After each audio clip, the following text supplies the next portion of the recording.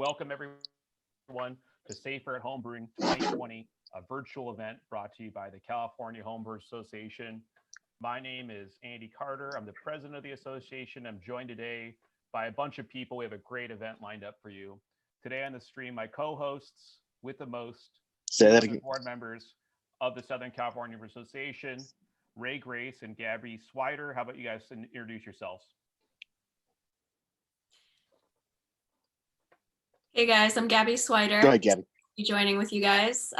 Looking forward to talking to some awesome folks in the industry and hearing some great questions from the audience. Yeah, and I'm Ray. I'm looking forward to it. Also, longtime Long Beach homebrewer, brand newbie CHA board member. So looking forward to seeing how we can pull this off. Cheers. Great. Cheers. Cheers, guys. So let's talk a little bit about this event. And because I just closed the browser window that had the slides, I have to open that back up. So let's talk a little bit about what this event is and what the CHA is and the Homebrewers Festival.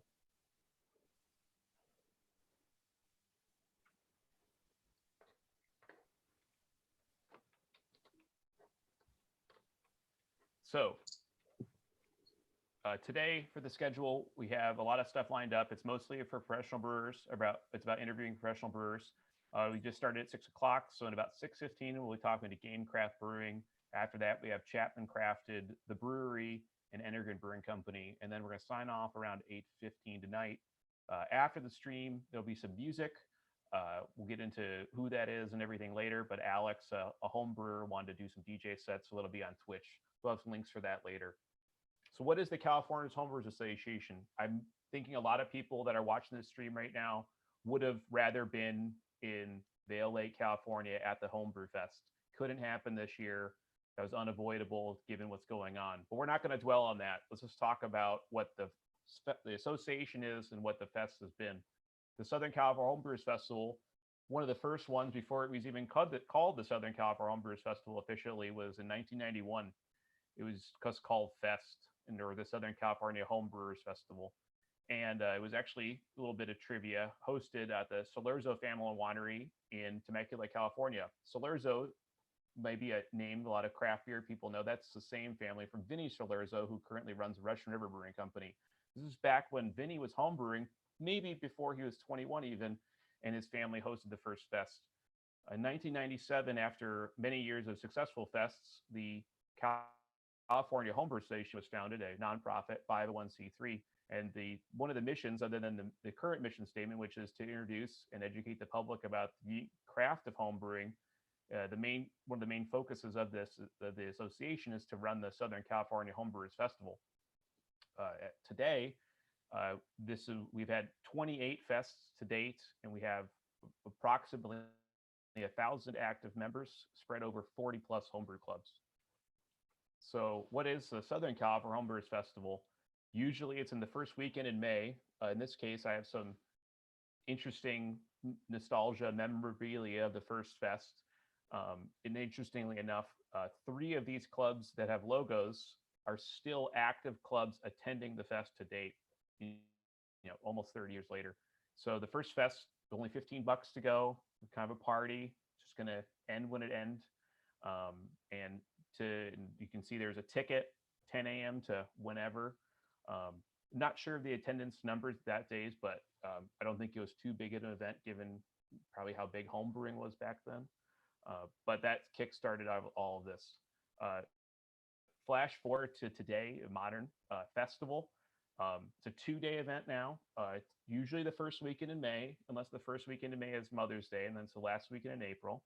It's focused around camping, tent or RV camping. We usually have it at a place that has a lot of tent campsites as well as RV. It's been anywhere from Temecula at Vail Lake. It's been as north as Lake Casitas in Ventura. And like I said, it was a 2-day event. There's usually a Friday night where the home brewers pour for a bit. And we also have professional brewers pour for a period of time. The main event is Saturday, and that's where most of the time is spent from 11 a.m. to 9 p.m. This is where 40 or more homebrew clubs assemble their own booths and serve their own beer out of their booths the entire day. It's a full in and out event. It's not, you have to go and man up for 12 hours. It's in and out because it's a camping event. Get some beers, go back to your campsite, that kind of thing. Uh, we have guest speakers, educational guest speakers, live music, both Friday and Saturday night. We have food trucks on site if you need that. And I think for a lot of people, one of the big draws, other than the homebrew, is the grand prize raffle. We have donations from great sponsors for the raffle, anywhere from packs of yeast to sanitizer to koozies to glasses, all the way up into full kettles and fermenters. And the grand prize is a full 3-vessel brew system. We've had that for as long as I remember that Fest has had it. So yeah, we got also some great photos here of the event over the time. It's always nice. Beginning of May, it's just starting to get a little hot. Sometimes it's hotter, sometimes it's colder, but that's what Fest is if you're not aware. So again, what we're going to do today is we have breweries lined up.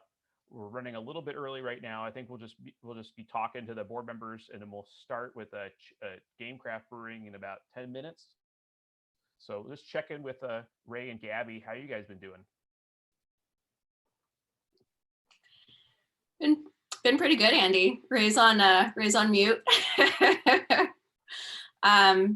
Yeah, I think like a lot of the folks watching, just trying to find ways to stay connected with our fellow brew club members. I know, it's awesome seeing some of the homebrew shops still up and running and actually doing great business wise.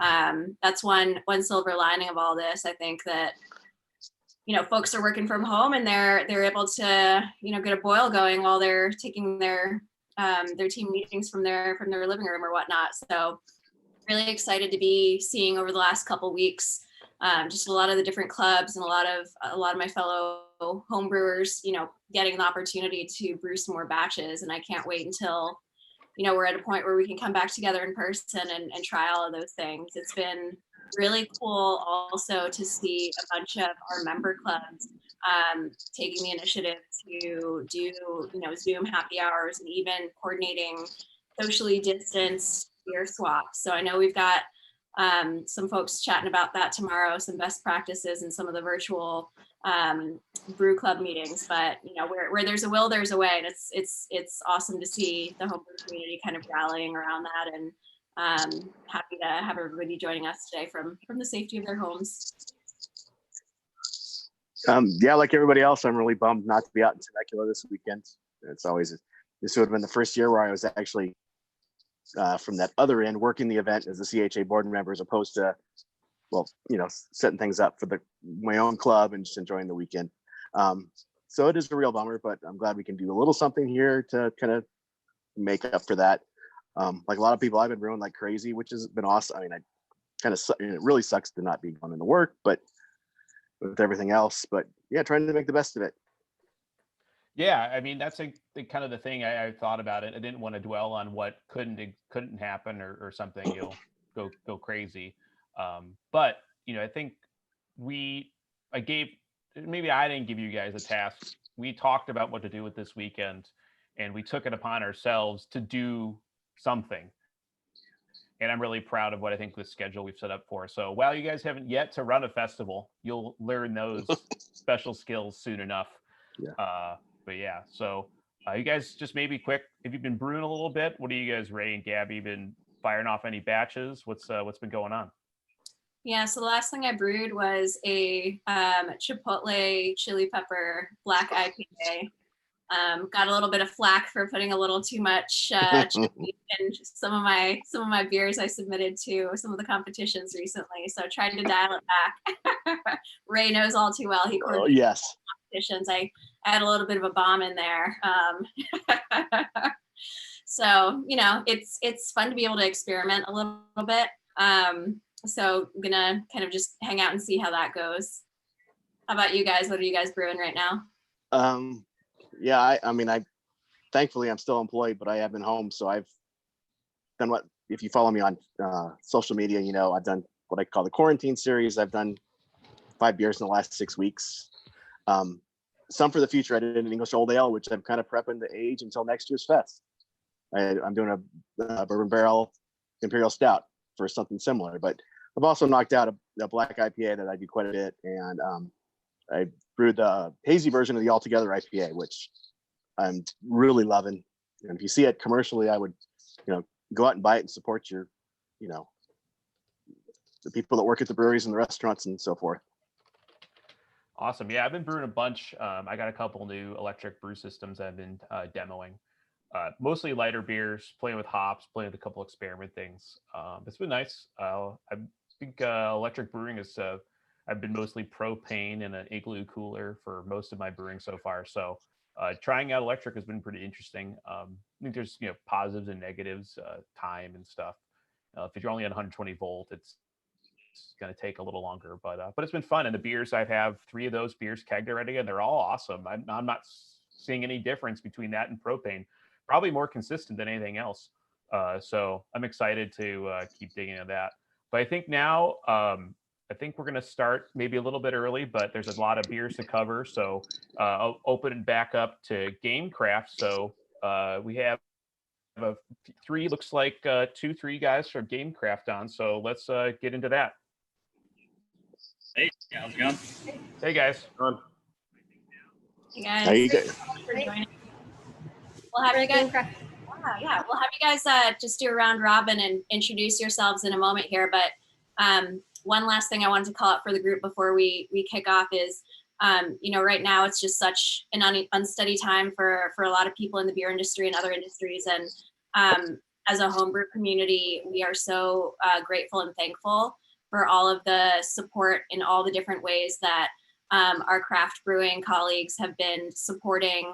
This is a hobby and more than a hobby for some people. So we're really excited to hear all about, how you guys are doing, hear a little bit about the beers that you've selected for us today, and definitely want to take a minute to hear how our community can support yours as you guys have done so well supporting ours over the years. So just wanted to kick it off with a thank you there. And with that, I see MJ and Andrew. You guys want to kick us off with a quick intro, and then we'll go over to Mike to introduce himself as well. Sure. My name's Andrew Moy. I'm the head brewer here at Game Craft. I've been brewing for a little over 6.5 years, almost 7 now. Went to school at Siebel back in 2017, and then helped start up Game Craft back in 2018. Awesome. So Game Craft is a microbrewery and kitchen in Laguna Hills. We're also an event space. We have it's pretty cool. Most of us started out here as homebrewers, and they're pro. We're still homebrewers, but we're learning. So let's start out with a cheers. Mike, what are we drinking? We're drinking Reinhardt right now, our newest generation Helles Lager. I can see it right there. That's nice. That's it. My name is Mike Ewald. I am the assistant brewer here at Game Craft Brewing. I've known Andrew for probably 4 or 5 years now. Started off in brewing professionally in 2018 at Long Beach Beer Lab for a year, and then when the job opportunity came up here at Game Craft, I threw my hat into the ring and was lucky enough to be hired, and been here for the last 18 months or so, and still pushing forward. Glad to be here. Excellent. Tell us a little bit So about. I'm sorry? Tell us and our audience a little bit about the beer we're drinking here. We're drinking Reinhardt. It's our second generation Helles Lager. Andrew has a little more details if you'd like to ask him about it. So the first generation was called Mage Water, and we're Game Craft Brewing, where we love beer, we love games, and we should celebrate both. Andrew and our founders, Scott, they met and they bonded over video games. And Scott's kids work in video games, and that's what they did when they were younger. They bonded over video games, board games, and most of us here also, we kind of consider ourselves geeky. So Mage Water is a reference to World of Warcraft. And Reinhardt is a reference to Overwatch. I guess for the beer nerds on the channel, it's a Munich-style Helles, mostly Weyermann Pils malt, a little bit of Barca Pils for a little bit more malt complexity. Hop-wise, it's German Magnum and a bit of Hallertau Middle Fruit. Goes through about a 2-week fermentation process, and then we matured it in lagering tanks for about 8 weeks before filtering. So pretty crisp, pretty clean, very sessionable. Yeah, I didn't want to have to drink all through Crowlers tonight because that would have been a bad thing. But I opened it 2 nights ago, and it's first of all a beautiful looking beer. It's crystal clear, but it's that the malt character is wonderful. Just this rich, bready character that I highly recommend it. Thank you, Ray. Yeah. Yep, same here. It's the perfect type of thing. It's been, we've had a little bit of a heat wave recently, and this is exactly the type of beer that I want in my fridge when it's, getting to be summer weather. So tell us a little bit more about, I know that you mentioned kind of the ties to gaming and that being kind of a unique theme for the brewery. Can you tell us a little bit more about just the background, how did that come to be, and kind of what was the impetus and the thought behind GameCraft as a whole? Yeah, so when I first met Scott, I was still in Germany, and he had the idea of opening up a video game themed brewery, and it kind of worked as we talked more over Skype. We found out that we were both gamers. He's, been a gamer since, back when I think Commodore or the Atari came out, so he's always been on the scene. I'm a big gamer. I grew up playing PCs and Xbox and whatnot. I've always been around that culture. We didn't really feel like there's some out there, but not too many breweries are really honed in onto that part of at least modern video games. There's some that kind of touch on old school and 8-bit, but we kind of wanted to really embody what we still see as a passion today, as our secondary passion to beer. Excellent. We had one quick question that showed up on YouTube. Just let us know where you're located, because people are asking that, and how to get your beers right now. We are in Laguna Hills, so you can find our address online if you Google it. It's in between Lake Forest and El Toro, right off the 5. So we have pretty quick freeway access. And then we also deliver in a 10-mile? 8 miles. 8-mile radius or so around the brewery. We'll make some exceptions Yeah. if you're lucky. And you guys do a lot of game-themed events too, don't you? Oh, yeah. We do. We used to do a couple tournaments. We used to do at least once every 3 weeks. We did a Halo tournament. There's a local Microsoft store, and they'll come in and set up their consoles for LAN tournaments. So we've done Halo. They brought in tablets to do Hearthstone fireside gatherings, so Hearthstone tournaments. We've been working on more localized console ones, but it's been a little difficult with tap room setup. We're actually expanding soon into the next door unit, so hopefully that opens up to more intimate kind of tournament scenarios where we can bring in Smash Bros and other type of console games. Excellent. So right now we're just doing 32-ounce growlers to go. But hopefully by the end of May or early June, we'll have 60-ounce 4-packs cans. Awesome. How has the, apart from the obvious of needing to focus on beer to go, how has kind of the current situation impacted just operations? Are you guys doing a lot more brewing and canning now? How have you guys had to kind of pivot? Yeah, so brewing has definitely slowed down quite a bit. I mean, just overall capacity, no one's selling as much as we were. So we're brewing about once every other week or so, maybe a little bit more, but kind of slowed down around to that. We've picked up a little bit on our lager production just because it's a little bit longer of a lead time, so we can let them sit in the tanks and make them mature. There's not too much of a rush to get them out. But yeah, it's been going well. Our local fans have been great for us. We have good pickup and delivery, so thanks to everyone who supports us. Awesome. Yeah, I was thrilled that Gabby was willing to mule up a 3-pack to me. So you're in Long Beach, so Okay. that was We'll awesome. drive for beer. I've done many cross-country road trips to to be a beer mule. So Well, I still live up in LB, Ray. So anytime you need something, keep that in mind. If I need more of your beer, I'll ask our friend Tom Fontes too, because I know he's down there all the time. So we do have one question that just came in from the audience here. What was your first beer made at GameCraft?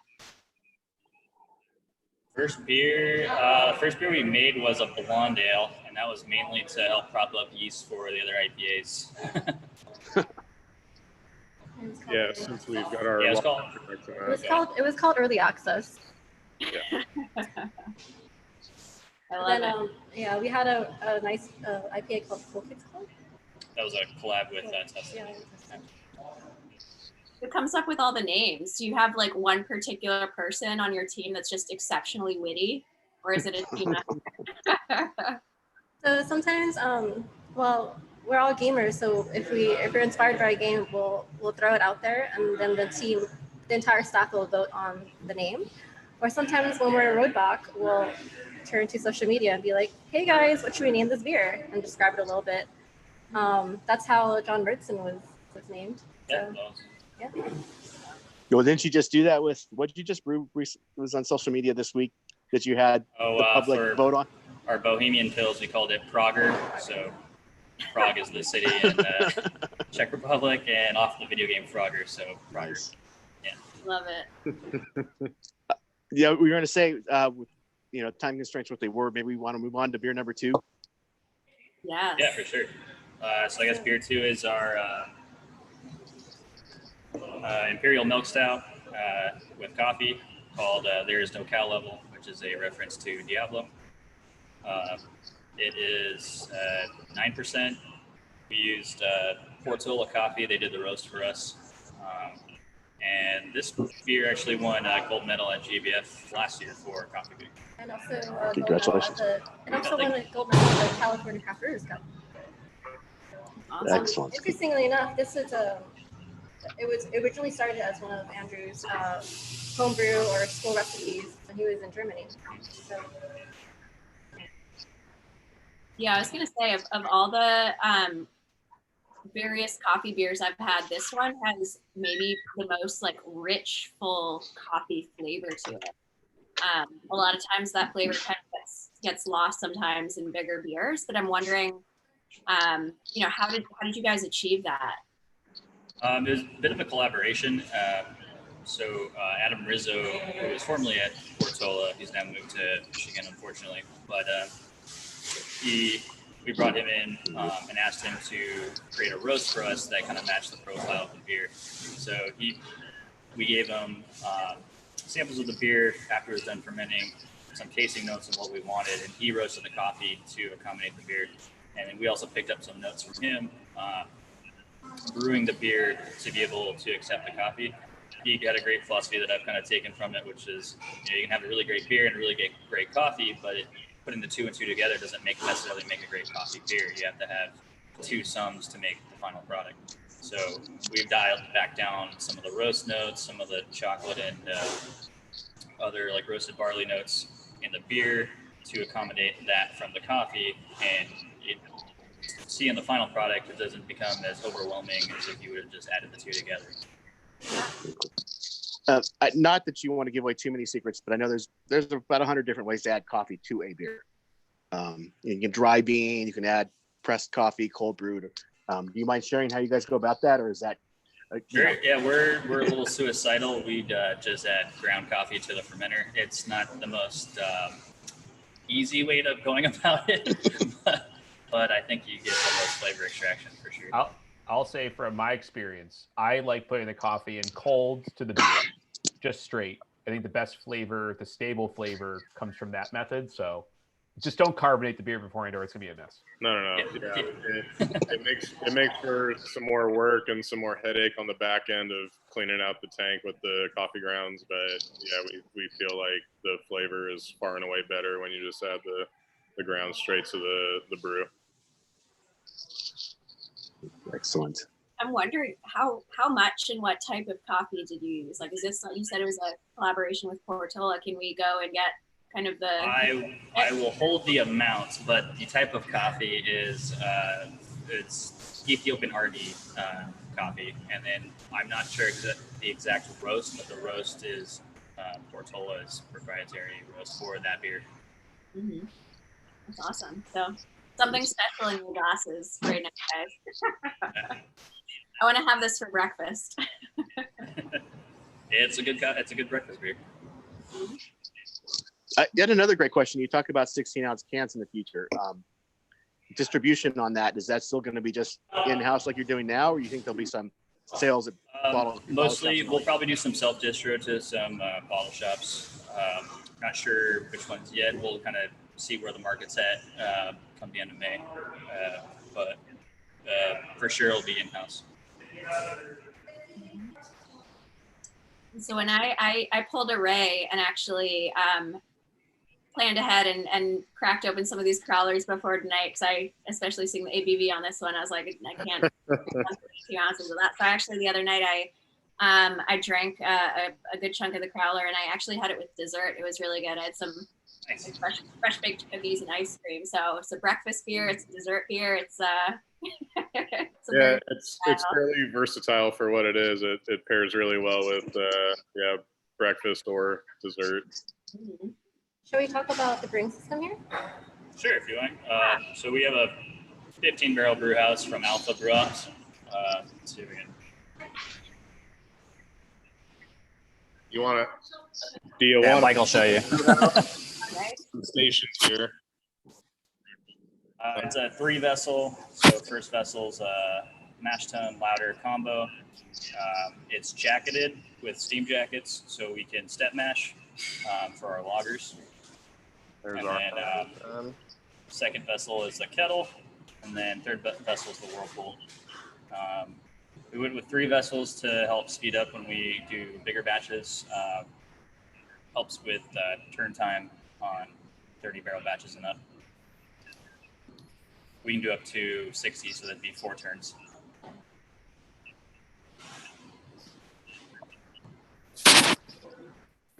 What type of mashes do you do on your lagers? You said step, right? But Right, so we do a 4-step mash.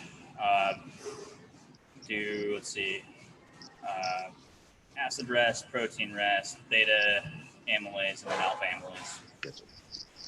And then a mash out. So have you ever tried a double decoction? I'm assuming you did it in Germany, but I will not do decoction. That's just too much of a headache. I guess we could, but I don't know. It's not worth the time for me personally. the way that Hellas tasted, I don't think you need to. Yeah.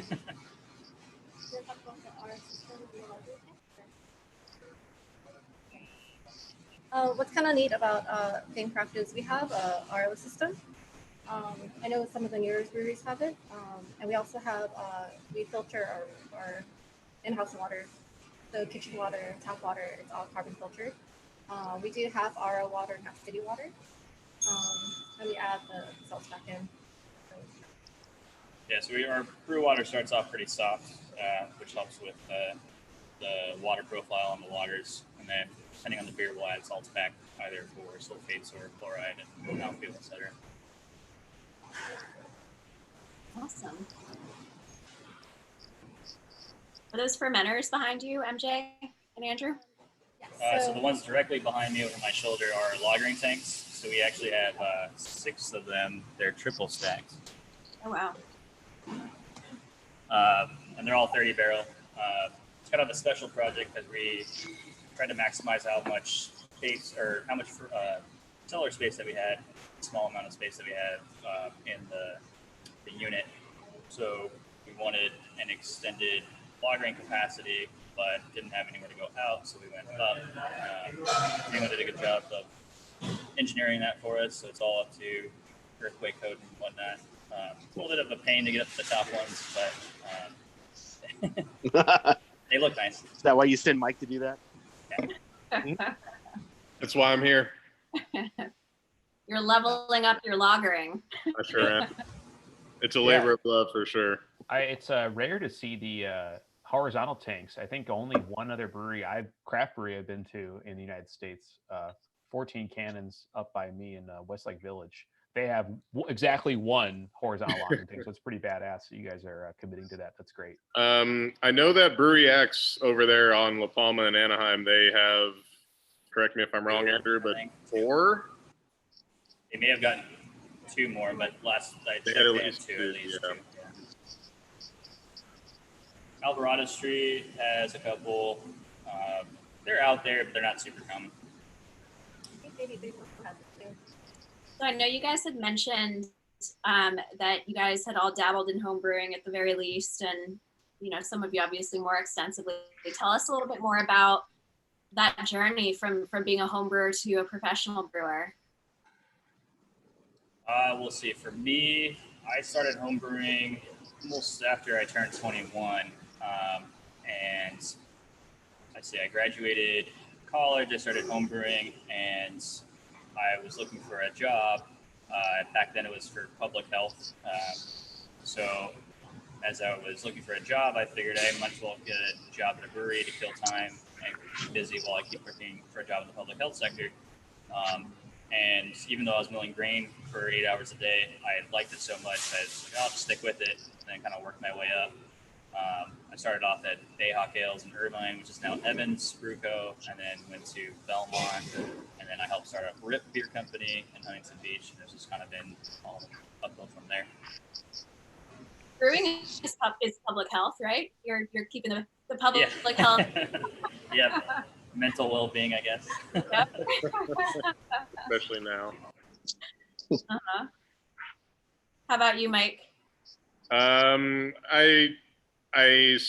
did a couple homebrew sessions with some friends in their garages, and that was well after college. Right as I was getting pretty serious about starting my own homebrew setup, I was able to snag a job at Long Beach Beer Lab and started brewing professionally. And then, after a few weeks of doing that, it's for most people, I know a few exceptions, but you get home brewing on your downtime kind of goes by the wayside. It's a lot of work to brew professionally, but I love it. And funny enough, the first real non-macro independent beer bar that I went to was actually Rip before I knew Andrew, and was sipping on some West Coast IPAs that he had made early on, and that's truly what kind of turned me on to the beer scene in Southern California and South LA and Orange County. And that's where my I gotta spur up my ass to start diving into the beer world more. Excellent. I started out with one of those Mr. Beer kegs you can purchase at a retail store. I got super excited, add some blueberries into it. It came out awful. I didn't give up. I tried it again. Still came out awful. And then I hung out with some beer friends. We did a couple home brews. Got super interested in it. Then I started signing up for classes. I went to SDSU, Business and Craft Beer, and UCSD. And now I'm in the Brew Tech program at Mariposa College. And the first commercial system I kind of helped brew at was one of the Peak Boots meeting. It was at Anaheim Brewery, and ever since that, it was a good experience. And I was like, this is cool. I want to learn more about it, and that's how it is. And I don't consider myself a brewer, but I still consider myself a home brewer. So yeah. Have you perfected the art of adding blueberries to beer yet? I think the way to go is puree, or I just need to mash it. Uh-huh. Well, speaking of Pink Boots, you got your third beer is a Pink Boots blend, is it not? Yes. Sure is. Yeah, so I'm super excited to hear about this. I know MJ is very involved in Pink Boots in Orange County, and would love to hear kind of the story of where this beer came from, and for those on the line that aren't aware of Pink Boots and all that, can you give us a little rundown, MJ? So Pink Boots Society is it's kind of like it's a nonprofit organization, and it encourages women to go out there and learn more about their craft.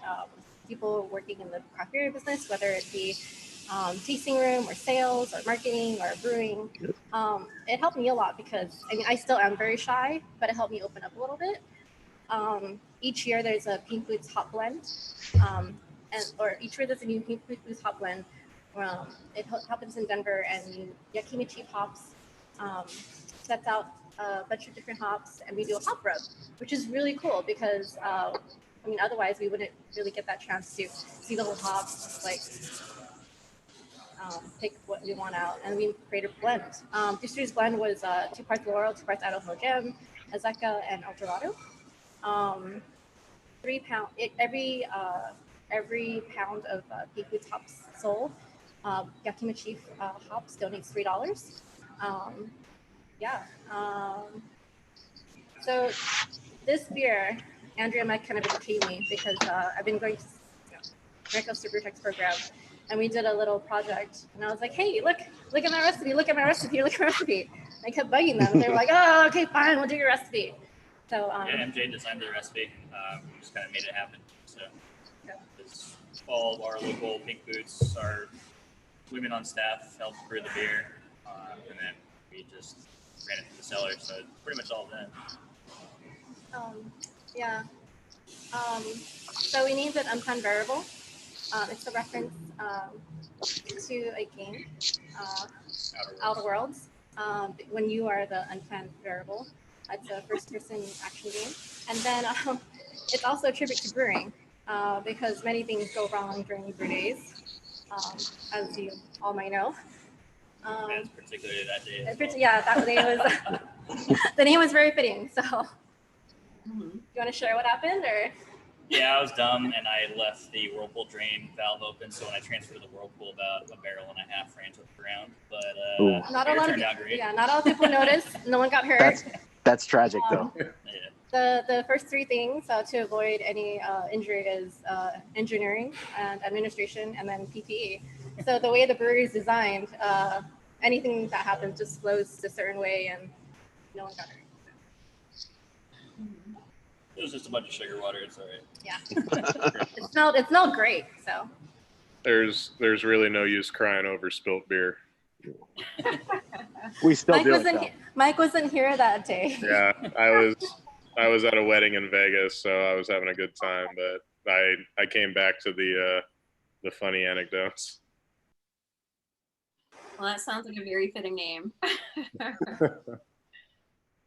And that's So- awesome. Yes. It's been great to see MJU and a bunch of other leading ladies in the OC beer scene be so active in Pink Boots. I know, just nationwide, they have a strong mission for education. They do a lot of scholarships for, not just brewers, maltsters and hop farmers and a lot of really cool things. So anybody, that wants to learn more, they've got a great website and a great program and great events that Pink Boots does. I think sometimes they open them up to the public, and they often have a table or a tent at many of the different beer festivals. So, go chat to them, go check it out. They're doing some great stuff in the industry, and super cool to see you guys doing a Pink Boots blend at GameCraft. So, And we'll put the recipe up on our social media, GameCraft sweet. at GameCraft Brewing. You can also purchase the hop blend at homebrew stores or on Yakima Chief Hops website. So yeah, we'll share that secret. awesome. Thank you. Mm-hmm. So I think we've got a couple minutes left here. We'll open it up to see if any questions trickle in from the audience. But in the meantime, how can we as homebrewers, support you guys, support the rest of the beer industry right now?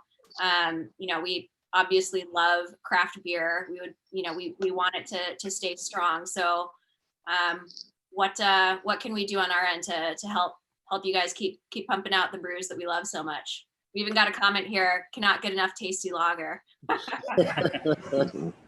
Lager hard. I would say just support your local craft brewery, and then tell your friends and family to do the same. guess that's the most we can ask for.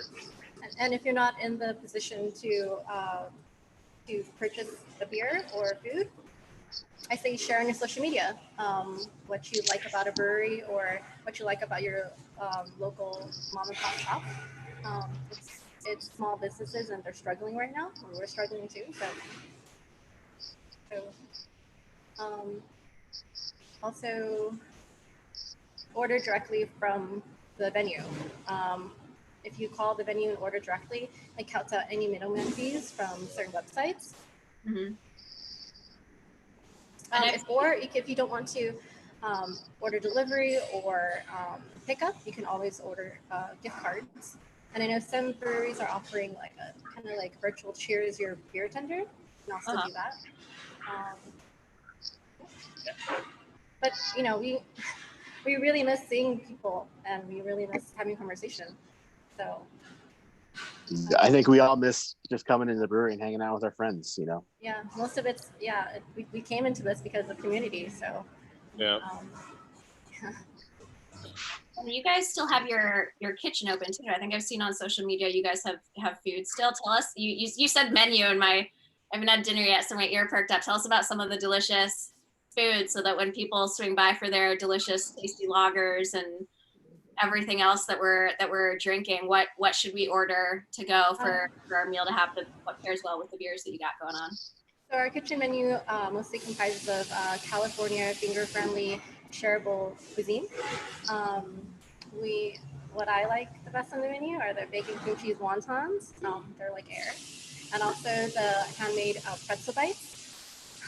Delicious. You can order them with garlic butter or with butter and sea salt. What's your favorite item? I'm a sucker for buffalo wings. That's my kryptonite. What's your item?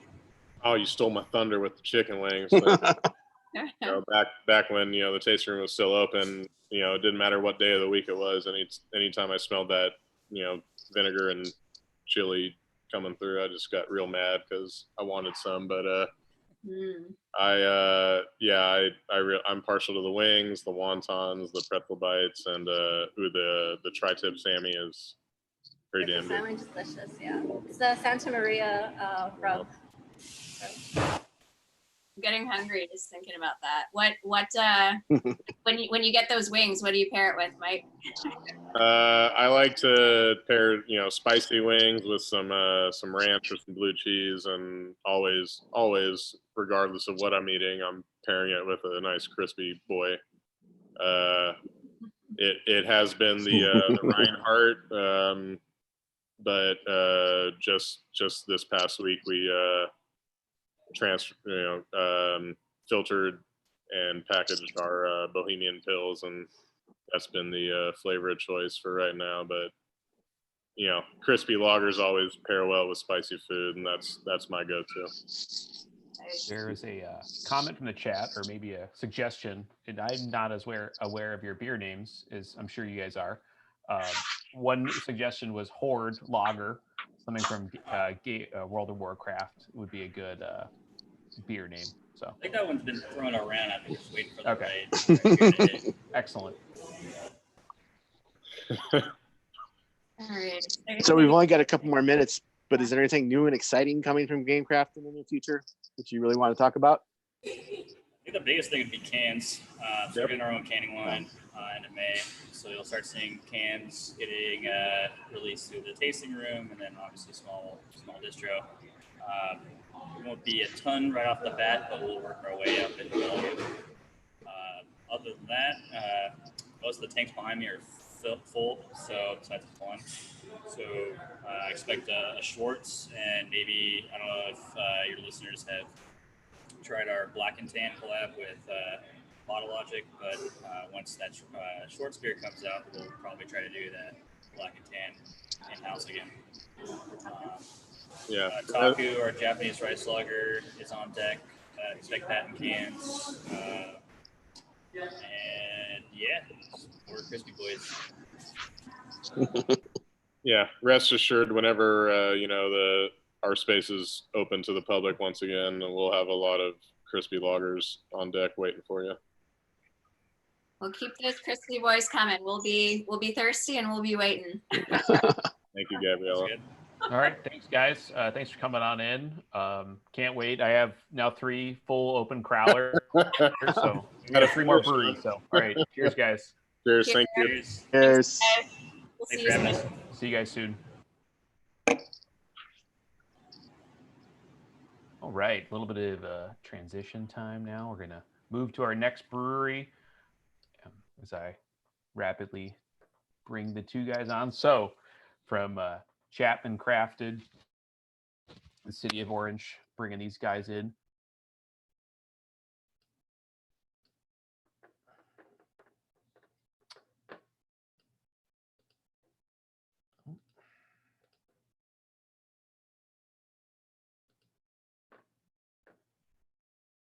So Dave and Jonas.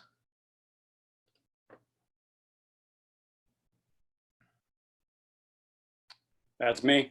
On mute. All right, we got to put that. And Dave. Sweet. Dave will start his video in a second. So, all right, Yo. great. Here we go. City of Orange, Chapman Crafted. Thanks for joining us, guys. Really appreciate it. It's a pleasure to be here. Thank you guys for having us. No. So, well, we have 3 beers. So for everyone at home, we're gonna be talking about not only Chapman today, but we have 3 beers. They're Pils, they're West Coast IPA. Very excited to have a West Coast IPA. Getting a little bit tired of the hazies. I'm sorry. Just saying, could use more bitterness.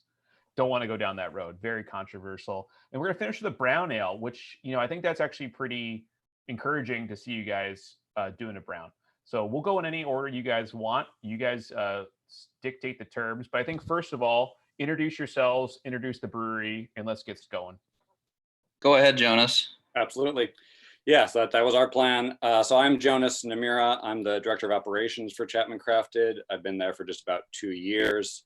My background in beer basically starts when I was working as a paralegal in New York, got into home brewing, was a member of the New York City Homebrewers Guild, and then decided to make a transition in my life and moved down to New Zealand for a little bit and got a job at a cask ale English brew pub down there.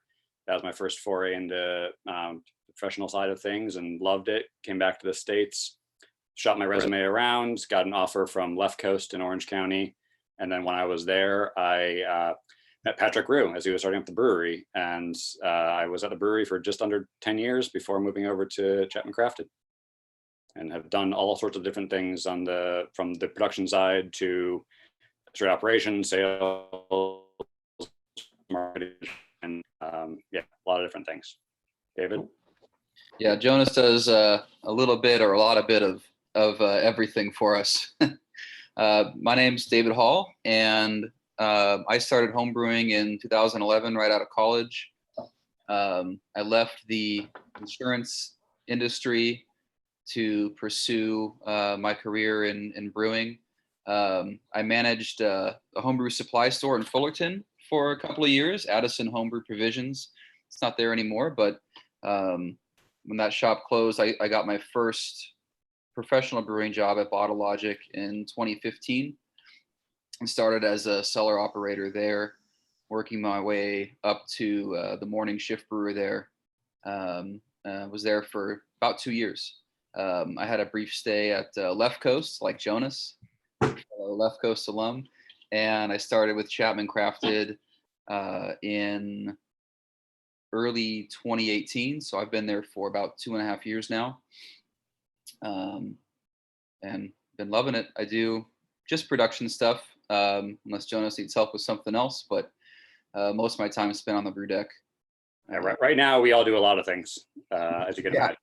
Yeah, I can't imagine, even given the best circumstances, most brewing employees are doing a few things. If they're not hopping on the hot side, doing some cellar work, packaging work. So I think first, let's open a beer. What do you guys want to start with? Let's start with Pils. Pils, Yeah, all let's right. start with our Pils. I'm gonna pour And Pils. for everyone playing along at home, we're gonna do the Pils. There's also a Pils recipe. Really great work. Really appreciate that, guys. It's on our webpage. It's a good summary of how they brewed it, but a lot of details. And later in the night, we're gonna have another lager brewing guys out, I did notice kind of as I built the schedule, we have a lot of lagers on these 6 breweries. It's pretty impressive. I'm actually really happy about that. I think you've always said sours are the next thing or something's the next thing, and then hazy IPAs snuck in there. And everyone has always said, oh, lagers, they'll come around, they'll be there. Probably because the brewers are brewing them, and eventually you'll sell it. You'll just sell it eventually. So great. So pour a little bit of this. And that a nice segue. That's kind of how our Pilsner came about. Head brewer Brian Thorson, he's brewed at a lot of places, but he was at Trumer back in the mid 2000s. And obviously brewed a lot of Trumer Pils, a classic, fantastic Pilsner. And upon starting Chapman Crafted, after about a year, the discussion was, well, why aren't we making a Pilsner? You've brewed some award-winning Pilsner. Why aren't you doing that? So we did, and definitely a staff favorite. And the staff's love for it turned into the push, I think, to sell more of it. And it's now at the point where, at least, until 6 weeks ago, we couldn't make enough of it at some time. It is our highest production beer. Yeah, 4 out of our 8 fermenters at sometimes are our Pilsner. So that speaks to how well it's done for us. But as far as the homebrew recipe goes, I did try to make it so that you could brew it on any system. That's why I didn't give numbers for efficiency or grain amounts. People can adapt that to their own setups. But I did spend a lot of time talking about the water. The water in North Orange County is not great for most styles of beer. A lot of temporary hardness and just hardness in general. So when Chapman Crafted was built out, a lot of energy was put into having an RO water setup and the ability to blend in our city water with RO to suit the needs of the beer at hand. So for an imperial stout, for example, that blend might be 50% city water and 50% RO. Of course, salt's being added, but with Pils, it's been as much as all RO plus salts. And then right now we've settled in on about 20% of our municipal city with salts added, and we're really enjoying the minerality, but overall still the soft mouthfeel and crispness that Pilsner needs. Cool. So I think we have a couple of things coming in chat, but one thing I had just off the things you talked about blending water. I mean, maybe we'll get into this with the other beers, but I know from homebrewing experience, I moved to completely to RO water just so you can control it completely. I'm not making much beer. I don't have to worry about the reject rate on the RO system. I'm just making some beer, and I actually go to the store and buy it. Have you found an issue, maybe in general? I think this would help homebrewers. You have to blend the water, and you don't know what the water is coming in from the municipality. How are you handling that? Is that kind of like adjusting your recipes, or how is that working? Well, the water in Orange, it does change throughout the year, but it's pretty consistent in terms of temporary hardness, overall calcium levels. So we don't see a whole lot of fluctuation on the things that really matter to us. And this is just anecdotally, we found between Brian and myself tasting Pils when it was all RO, that something sort of intangible, we couldn't quite put our finger on it, but something was missing that we found when there was some city water blended into it, maybe trace minerals. We were enjoying it better, and the head retention improved as well. So that's why we settled into the 20%. I mean, that's great to hear. I mean, that's something where you've done a couple tests. You're actually brewing a lot of it, so you're seeing it batch to batch and tracking that. So it's cool to hear. I mean, I think from my understanding from professional breweries, you could do all RO, but there's an expense to that. And so using city water, you're finding not only a benefit to the beer, but now your costs are a little bit better because you're not just changing these filters out all the time. And if it can make sense, it can make sense. So that's cool. The one thing I'll do before we have a couple questions from chat, like I said, but the one another one I may have been in chat as well. I noticed an interesting thing in your recipe. You call out 2 different yeast nutrients. And I don't know if this is a process secret now we're behind the curtain, we're learning that we should be really mixing and matching our yeast nutrients. But maybe you could speak to that a little bit. Yeah, we used to use just cerevomyces, and this is just one of those things that came about through tasting our pills, that we were having some issues where the sulfur level, just out of the brine tank was a little higher than what we wanted. So it was just sort of a troubleshooting thing that happened maybe 6 months ago, where we thought, well, let's try a combination of nutrients, something that will bring a little bit more free amino nitrogen into the wort, which I feel we're getting more of with using yeast-X. Servo is bringing a lot of other things, especially zinc, to the party. So the hope, and it was just a thought, that we'd try it and see if it could help with the sulfur levels, and it did. I find it's at a much more pleasant level. It always seems to age out with our pills, but fresh, it was an issue. We wanted to see if we could fix it, and I think the combination has worked. Cool. Gabby, Just go back to water for one quick second. I'll also say that you can sure. always request a report from your unit, whatever your municipality is, or whatever the water district is, of what the breakdown of everything is. And if you're really serious about water chemistry, I do that at least quarterly, because it will change, especially in California, based on where they're getting that from. Yeah, well water. And there's a good service that I know of called Ward Labs, based out of Colorado. It's like a $30 test, and they have one specifically for brewing water. They'll tell you everything you need to know as well. So that it's a mailing kit. That's awesome.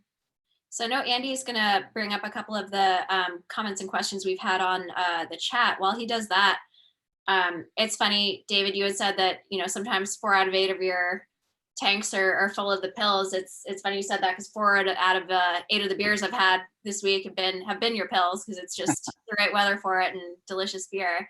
Right.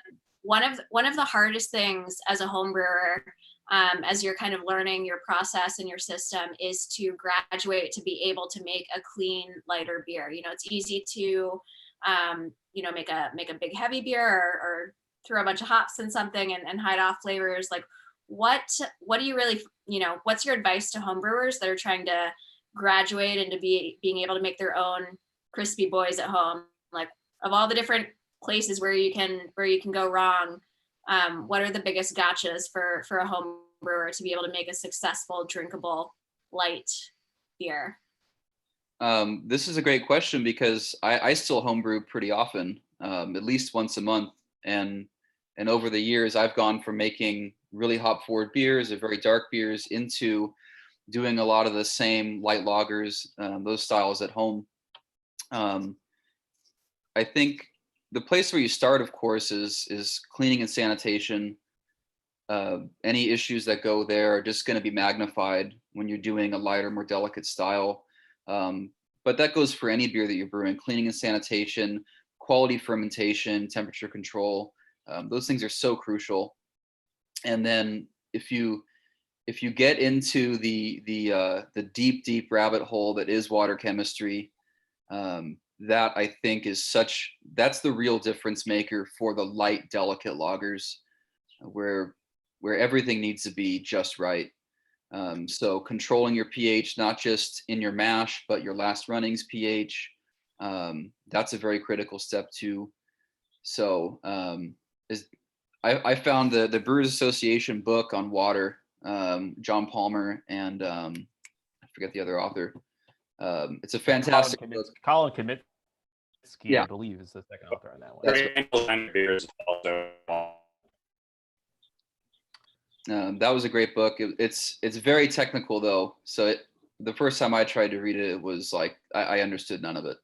I would say another good resource for homebrewers, before we go to the next beer, is a spreadsheet called Brewing Water, BRU_N water, by Martin Berger. I can't pronounce his name. Martin B. Say that much.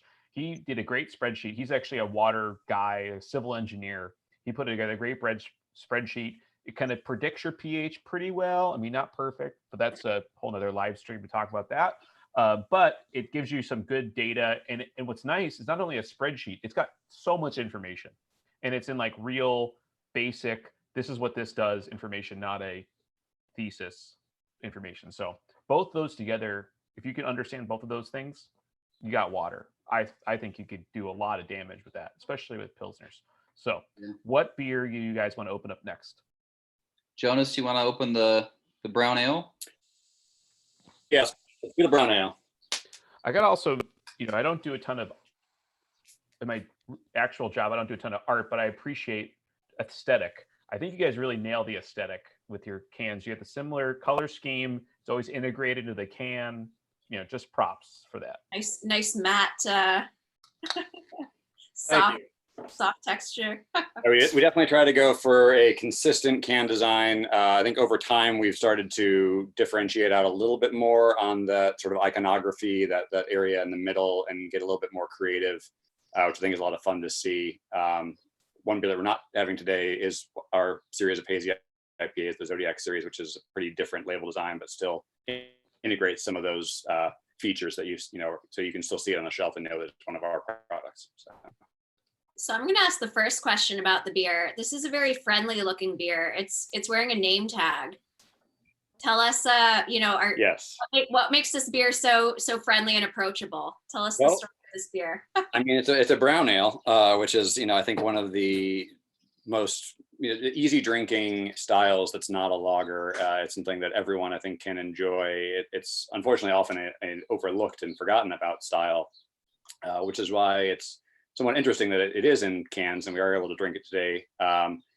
To be totally honest, this is not a beer that we ever intended to put into cans, or at least not in the recent time frame. But this was a beer that was in fermenter as all this started, and we said we're not going to keg it, obviously. So cans made a lot of sense, and so far the reaction has been great. So we've been really happy with seeing that. This is a really pretty standard English style brown, very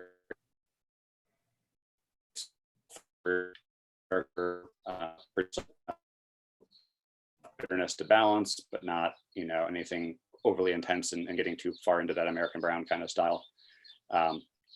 Base malt is Golden Promise, and then a good amount of both medium and dark crystal malts, as well as some chocolate malt. Yeah, I think this is doing my BJCP studies and stuff. I don't know if it changed for 2015, but at least the older things, American brown was called as very hoppy. I think almost too hoppy. Yeah. Where English much more balanced, and I like these kind of lighter beers when the volume gets turned down and all the sliders.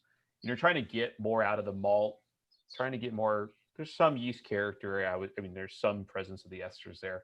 But I like the balance. It's easy drinking, but it's got the complexity. I think it's got a little more body than like a mild, but that's what you should have. Really nice. I'm actually really happy you canned it. I think that kind of seeing how trends are going, lighter lagers are now obviously popular. You still have a lot of hoppy lagers like Pivo and things like that. So you're still like, okay, we got to feed the beast that requires hops, but you're seeing the Helles and these things are a little easier going, a little more delicate, a surgical beer rather than a bomb, becoming more popular. So I think that's cool, and I think actually kind of just stumbled on something that people are taking onto this kind of beer. Absolutely, yeah. I think that you're right that this is an extension of that sort of lager revolution, and I couldn't agree with what you said earlier more about that. Lagers for the longest time were something that brewers brewed for themselves and for their friends, their brewer friends, and now we're finally starting to see that come around. I think a lot of that comes down to a couple of different trends, but one of the main ones is a lot of people, our age that have been through that craft beer revolution of to do the most bitter IPA possible, trying to do the biggest stout and biggest Belgian styles possible. Massive barrel aged things, and now we're moving back to kind of what beer at its core is, which is some really balanced flavors that you can have more than one of and feel good. Yeah, have more than one of and feel good. I like that. Encourages drinking. I think we have a question from the chat. Oh, I guess Ray only sent it to me. I was going to throw you a question. I'll send it. I'll ask. So, question from the chat was, when are you going to bring back the Baltic Porter? It was a seasonal beer. It was the Counterparts Baltic Porter is the question. Yeah, that was our Pro-Am beer that we did for GABF last year. We put on a competition with Brew Commune, which is a club here in North Orange County, and Brian Bennett submitted his Baltic Porter that just stood out amongst all of them. It was such a fantastic beer and not a style you get to brew very often. While it is a lager, it's really more of a porter than anything. So yeah, it was a lot of fun. I guess the question is probably better answered by Jonas. Jonas, when do I get to brew Baltic? When am I allowed to brew this again? Yeah, I mean, hopefully we can get behind all this stuff and get back to normalcy, and that it does make a really nice fall winter seasonal product. So I'd love to bring it back sometime. Sweet. So I think before we go to our last beer, how can everyone on the stream support you guys? We put out, the good links, and we appreciate you do not need to give us any discount codes. We want to give you guys as much money as possible, but we appreciate it. How else can everyone on the stream going forward help you guys out? What's the game plan to just, help you guys see through all this? Yeah, I mean, basically right now we have our operations so that the tasting room is still open for to-go sales Monday through Saturday, noon to 8 p.m. and on Sunday, noon to 6 p.m. We have online ordering that you can do for pickup or local delivery within basically most of Orange County. And that's all directly through like our POS system. If you go to our website, you can click on the online ordering tab and it'll explain all this as well. And then we're also offering, unfortunately, through a different website, which makes it a little bit more confusing. But again, if you go to the online ordering tab on our main website, it has links for both of them. We're offering that shipping within California of full cases of cans directly to consumers. It's awesome to have that privilege to do that. Now distribution obviously is a very different ballgame. We're lucky to have some great people who are really pushing and have adjusted very fast to start selling a lot more cans. We're canning more now than we ever have before, which is the truth for most breweries, I think, now. Supporting us through purchasing. We also have merchandise on the websites as well as gift cards that you can buy for now and use, when we're back to being able to share a beer with you all, which we're all very excited for that day when it comes. All right. So last, certainly not least, West Coast IPA. You're already in California, so you have to be brewing these things, but times change. People want hazy IPAs. They want to take all those great hops you were using and then use them in a different way and just be iconoclastic and everything. So I'll say this, of any commercial beer I usually buy, I buy a lot of Swamis from Pizza Port. Pretty solid West Coast IPA, I would say. But why don't you guys tell us about a little bit about Scenic Route? Scenic Route is it came about wanting sort of a bridge between the classic West Coast beer and something of the hazy style. We dialed down the kettle hop bitterness quite a bit. There's a small bittering edition at 60 minutes with Magnum, and nothing else until the Whirlpool. There's a sizable Whirlpool edition, but overall the bitterness is on the low side for West Coast IPA. We still focus on having great clarity. That's something that's very important to our beers that are supposed to be clear, that they are, which helps contribute to a crisp and clean mouthfeel, I think.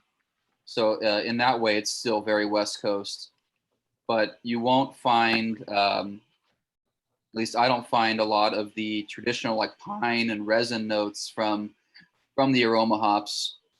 We're going more for like the tropical ripe fruit, bright citrus. So in that way, it's sort of like the hazy IPAs, where you wouldn't find a lot of Centennial or Chinook in a hazy IPA, even though I love those hops. And we have with them in hazy. Hey, I'll make an all Cascade hazy. Don't tell me.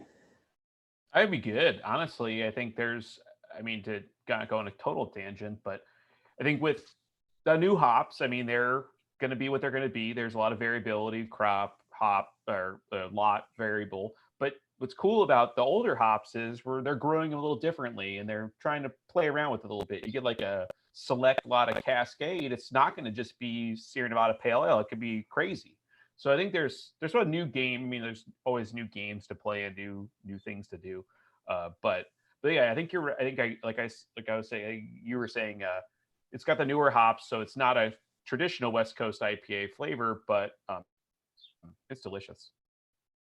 Yeah. So for a lot of our beers, we'll brew them multiple times and make slight variations. We're not very good for sticking exactly to recipes, but every time we brewed Scenic Root, the first hop used is a New Zealand hop, basically. So it definitely is sort of between a West Coast and more of a Australasian pale ale kind of or Australasian strong ale.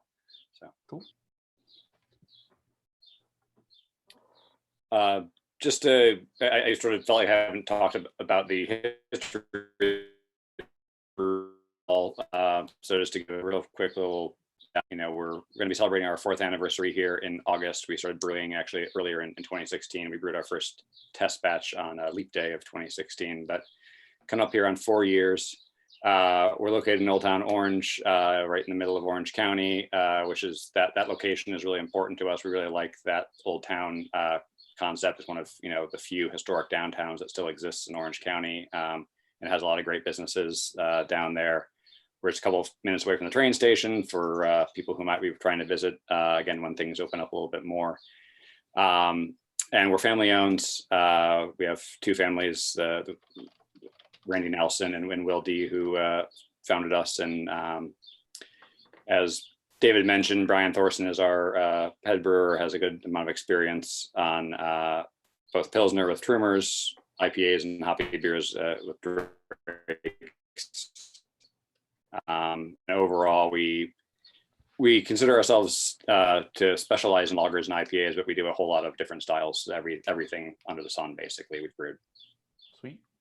I think I'll, as a little nostalgia comment of when I was driving down to that area a lot for the brewery provisions.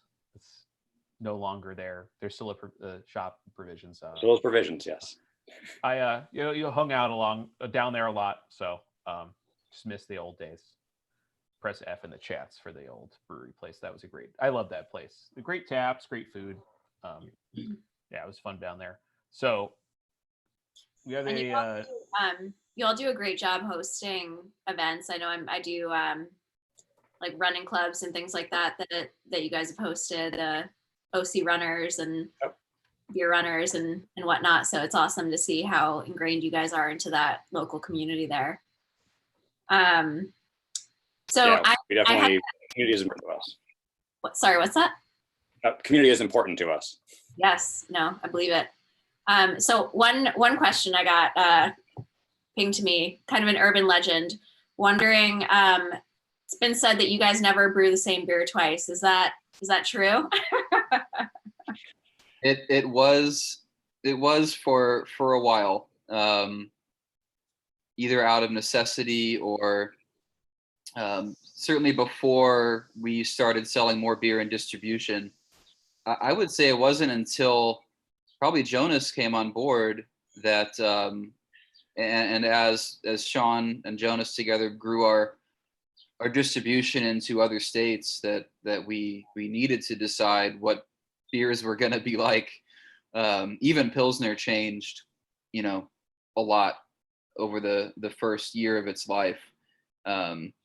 And we finally, in the last year, have settled down with what our Pils recipe is. Things changed a lot in the early days of our brewing. So before we wrap up, there's a couple more questions. Maybe, and it might not be practical for homebrewers, but do you have any tips on clarification, what you guys do for clarifying your beers? We talked about how bright. I threw a newspaper up really quick. Newspaper bright, a little industry term. If you could read a newspaper through the glass, it's clear enough. So is any thoughts on that? Any tips? We've done we've done a few things over our almost 4 years. We do have a lenticular filter that has given us a lot of problems, a lot of troubleshooting involved with learning how to use that. Yes. But we use a lot of Biofine for our clear beers. Biofine is a fantastic product in pills, in our West Coast beers. It's great. You know, the only thing I would say is if you're going to use that, you need to be able to get your beer really cold. The colder, the better. Gotcha. Cool. All right. Well, we'll sneak this last question in before you bring the brewery on. What was the inspiration behind the Zodiac series?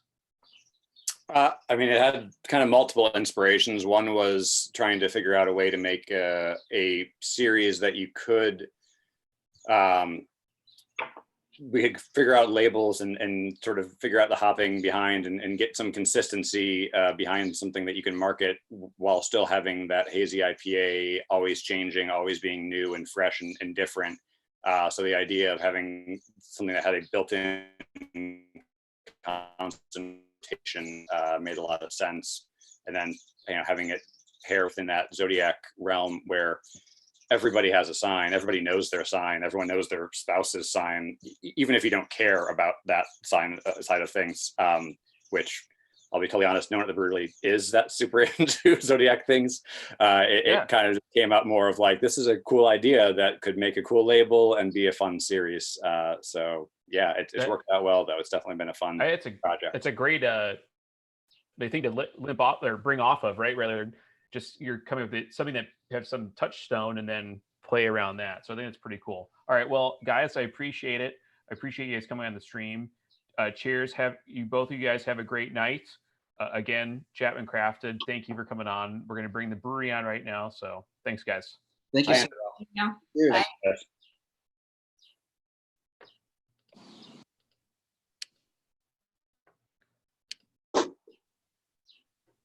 All right. And we just get one more. So, okay. Andrew Bell from, I'm going to get this right because you struggle to say this sometimes. Placentia, California, not making any jokes. The brewery, take it away. Yep. Yeah. Glad to be here. My name's Andrew Bell. It's good to see Jonas, a former coworker of mine who was on the last broadcast. But yeah, no, I'm Andrew Bell. I'm the innovation manager at the brewery. Been there for right around 8 years now. And basically being the innovation manager there means I get to manage our pilot system, which is a little 3-barrel or 93-gallon pilot system.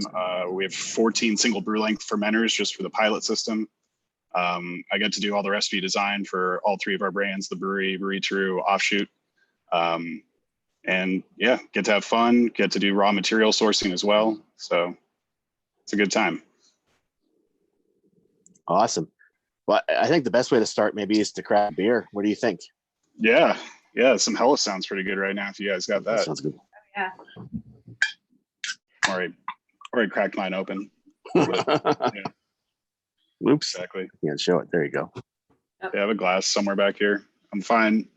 I don't know. We've been doing these live streams weekly, and one of the questions was early on was like, what do you think of drinking a beer out of a can versus pouring in a bottle? And that's a pretty bad question to get sucked into, but. All right, well, I'll cross that question You know, off. I was going to say your answer is I don't have 3 hours. Yeah, exactly. Wish this glass was a little bit beer cleaner, but oh well. So it's interesting you had and thanks for joining us, by the way. It's you spoke a little bit about your role as an innovation manager. I've got to say you're the first brewery innovation manager I think I've ever met. That's like a very interesting role, and I wasn't quite sure what it was. So would love to hear a little bit more about that. So you said that you do the pilot batches and then those get kind of scaled to the larger brewing and distribution. Is that yes. Yeah. So so I manage our pilot system. I'm not always doing the day-to-day brewing on it, but I'm the one who's setting up the schedule, making the recipes for it. And I do brew a good amount on it. Brewed earlier this week, and I was in the brew house today cleaning up some things. But yeah, no. So we basically we manage that. Almost every recipe that gets put into a bottle or can gets done on the pilot system beforehand. And I mean, we do on average about, between the three brands, about 170 different beers in bottles or cans per year, different brands. So and having 14 3-barrel fermenters to go into, we can iterate quite a bit. The kind of question is how do we figure out what beers we want to target and what to brew? And that's also part of our innovation team and innovation process that I also have to manage, which is a whole nother thing to figure out line plan. A lot of our business is through our clubs, through our reserve society clubs, and having, you know, people lay out money for a year worth of beer, and we already have to have schedule. Most of that beer is barrel aged already, so we have to be planning, you know, 2-3 years out. So it's a process, but it's fun.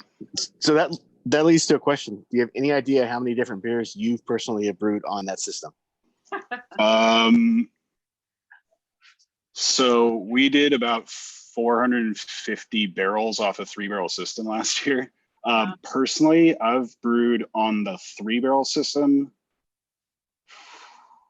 probably 400 or 500 different beers. Yeah.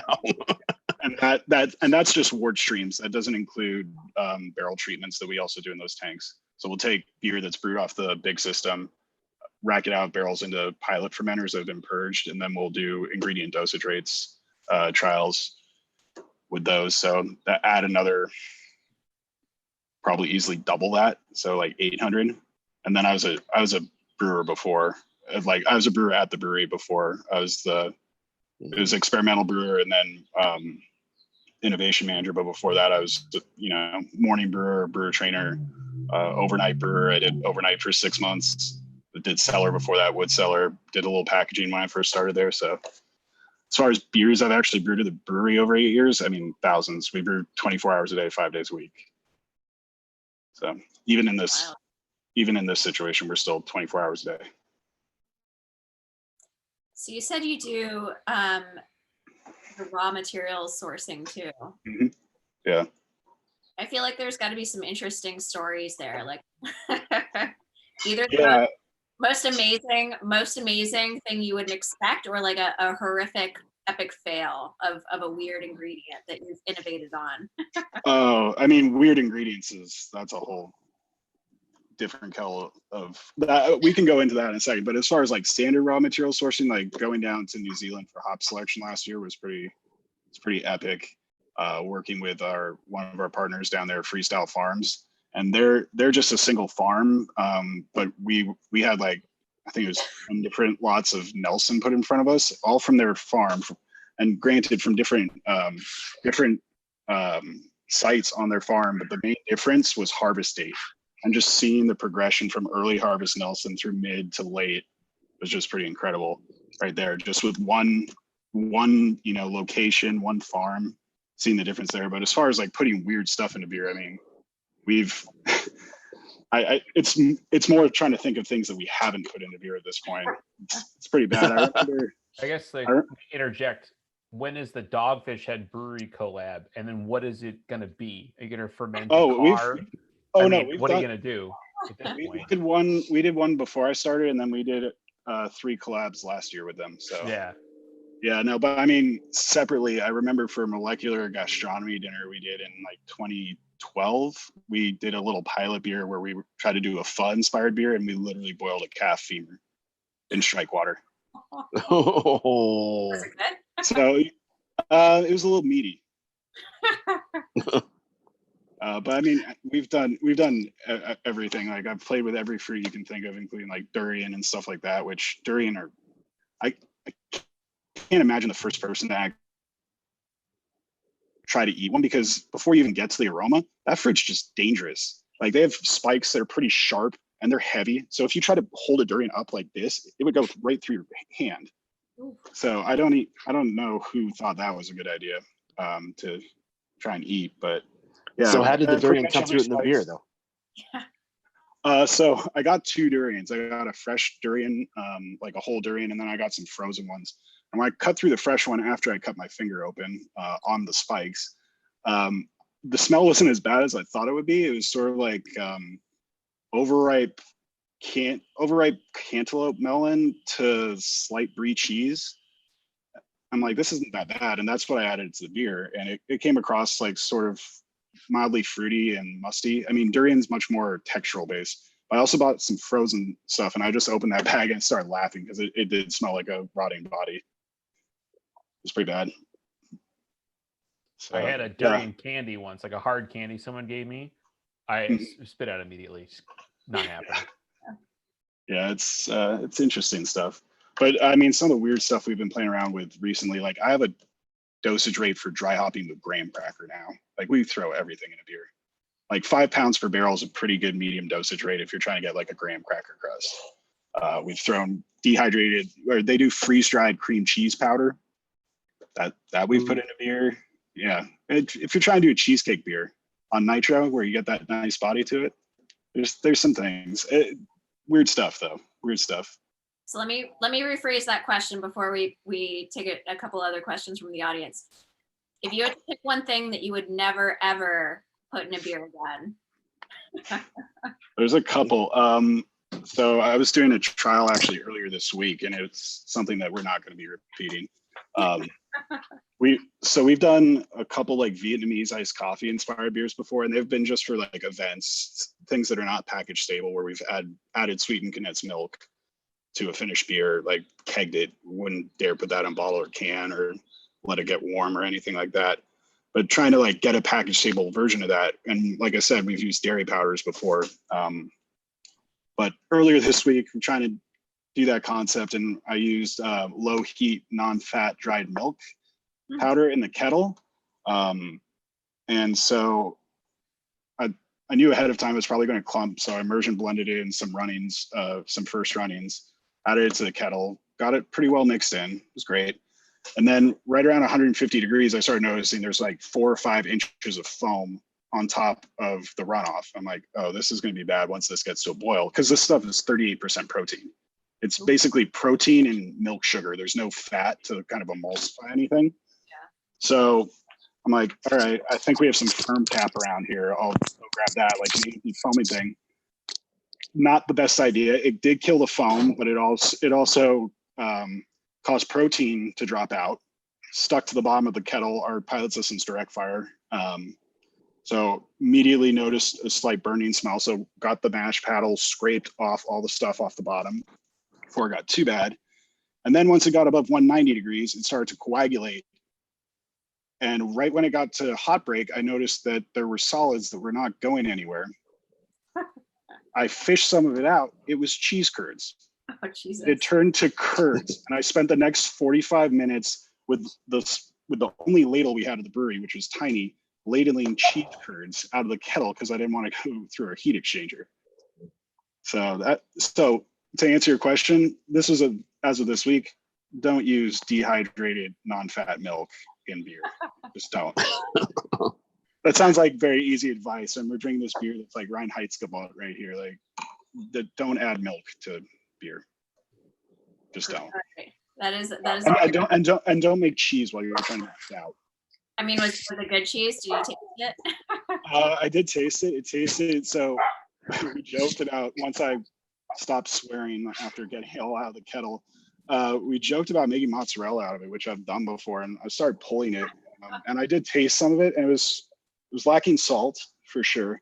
Oh man. And it was kind of malty. It had a slight roasty burnt thing to it, but I was just more frustrated with the brew day and process than anything else. Well, maybe for 2021 we'll see the innovation team start their own cheese line. Yeah, I heard. Until then, we've got quite a few. This is sparking some good questions from the audience, but let's crack open a beer number 2 because we've got 3 to go through, right? So what's next, Andrew? I'm sorry. Sorry, I couldn't hear you for a second. I wasn't sure if that was my end or your end or. Oh, no worries. So let's crack open beer number 2 and then we'll take some questions from the audience. Yeah, let me grab a backup glass real quick. I'll be right back very shortly. No worries.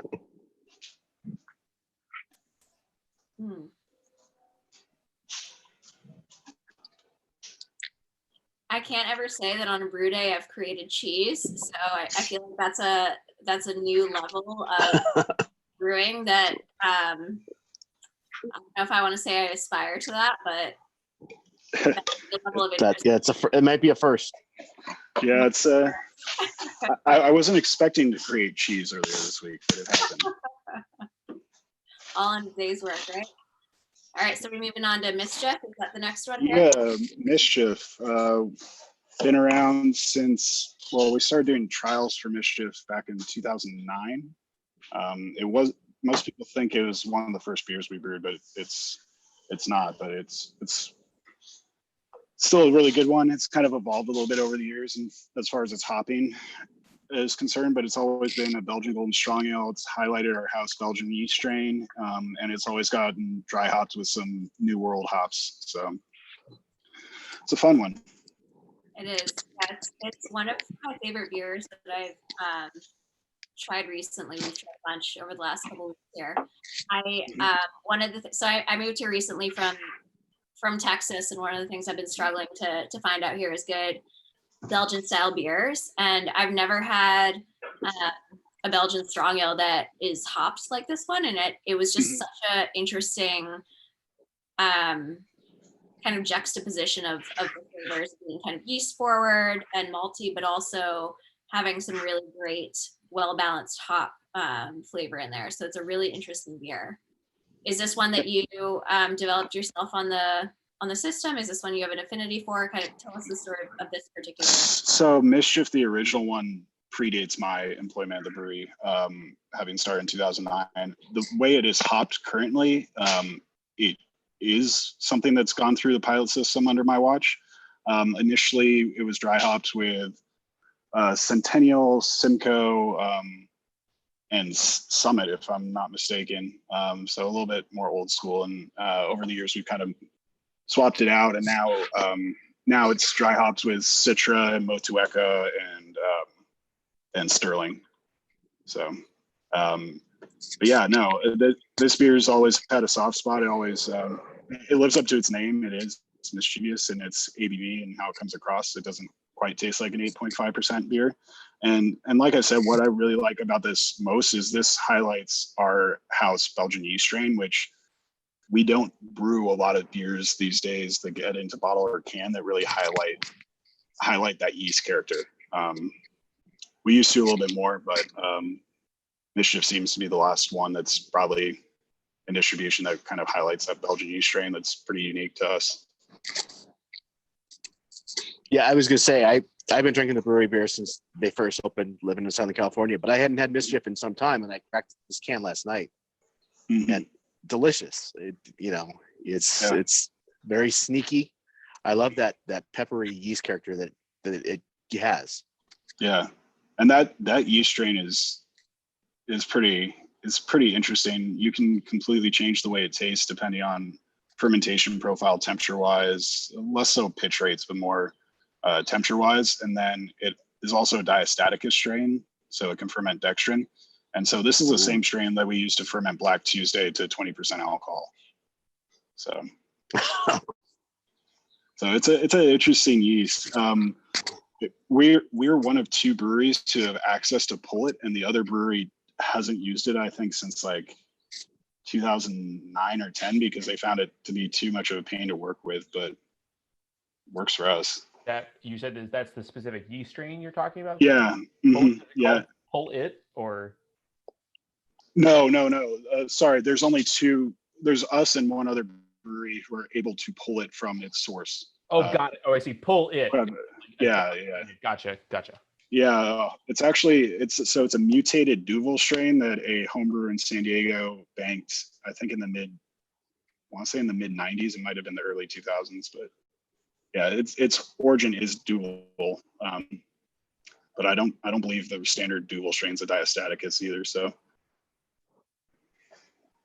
But yeah, I mean, this beer, just for an example for say what this yeast can do. In Black Tuesday, it takes a beer from 37 degrees Plato down to,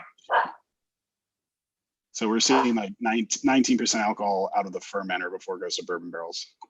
So, but it can ferment to 2 Plato, so 1.008 in homebrew terms. From I don't even know at this point what 37 degrees Plato is in specific gravity, but it's up there. Really. Well, while we enjoy this, We had a previous question. we've got a couple queued questions from the audience here. Is that what you were gonna call out, Ray? Yeah, I was going to say, someone was asking about maltsters. Do you have any favorites that you like? I'd be curious if you use any of the local California maltsters like Admiral and so forth. We've used Admiral on some projects. They're not in our constant rotation. We have a pretty, compared to other breweries, we use a lot of different malt SKUs. As far as domestic maltsters, we're using a lot of Great Western and Breeze. We do use some proximity in a couple products. Depending on the batch, some of the Helles that you just had might have had proximity pills in it, or Vireman, depending on when you have purchased it. We use a good amount of Vireman. We use some Dingemans, I should say. We use a lot of Simpsons, Crisp. A lot of our heritage beers use a lot of Castle malt, which is interesting. I don't know a lot of other breweries who use a ton of Castle, but we're talking mostly specialty malts. We have a what is it, 72,000 pound silo that has our base malt in it, and that's Great Western. Great Western 2-row, specifically from their Pocatello plant. So it's good malt. It's basically blank canvas for us. We're not looking for much character out of the base malt. And a beer like Mischief is super simple. This beer malt wise is 2-row and dextrose. That's it. So, but yeah, we're really looking for the yeast that you think so. Yeah, exactly. Yeah, we're laying the yeast and hops talk here. So, but yeah, maltster wise, like there's a lot of great ones out there. As far as local, we do use some Admiral occasionally, depending on the projects. Our collaboration with Green Cheek that we did last year, we used a bunch of Admiral, and then we've used it a couple other times in some of the offshoot direct-to-customer IPAs, not so much the distributed brands. So we have another question. So we did have another question that probably leads. Gabby and I keep talking over each other. Great minds. But someone asked about the different barrels. That's right. How many different barrels do you use? I'm curious where you source them. And I think that leads great into the third beer. Yeah, it does. So barrels on our clean side, being the Brewery brand, we are mostly using bourbon in our cellars. We have a pretty extensive barrel program. Just on the clean side alone, we're around 3,000 filled bourbon barrels. And then we have another 1,800 or so filled at Brew, and that doesn't include the 7 fooders that we have over there. So two of the fooders over at Brew are 250 barrels apiece. So they're the biggest. They were until recently the biggest American-made oak aging beer tanks. But clean side, yeah, wow. we use a lot of bourbon from a bunch of different distillers. We like to blend between distilleries when we're making a final product, because we feel like we get more complexity that way.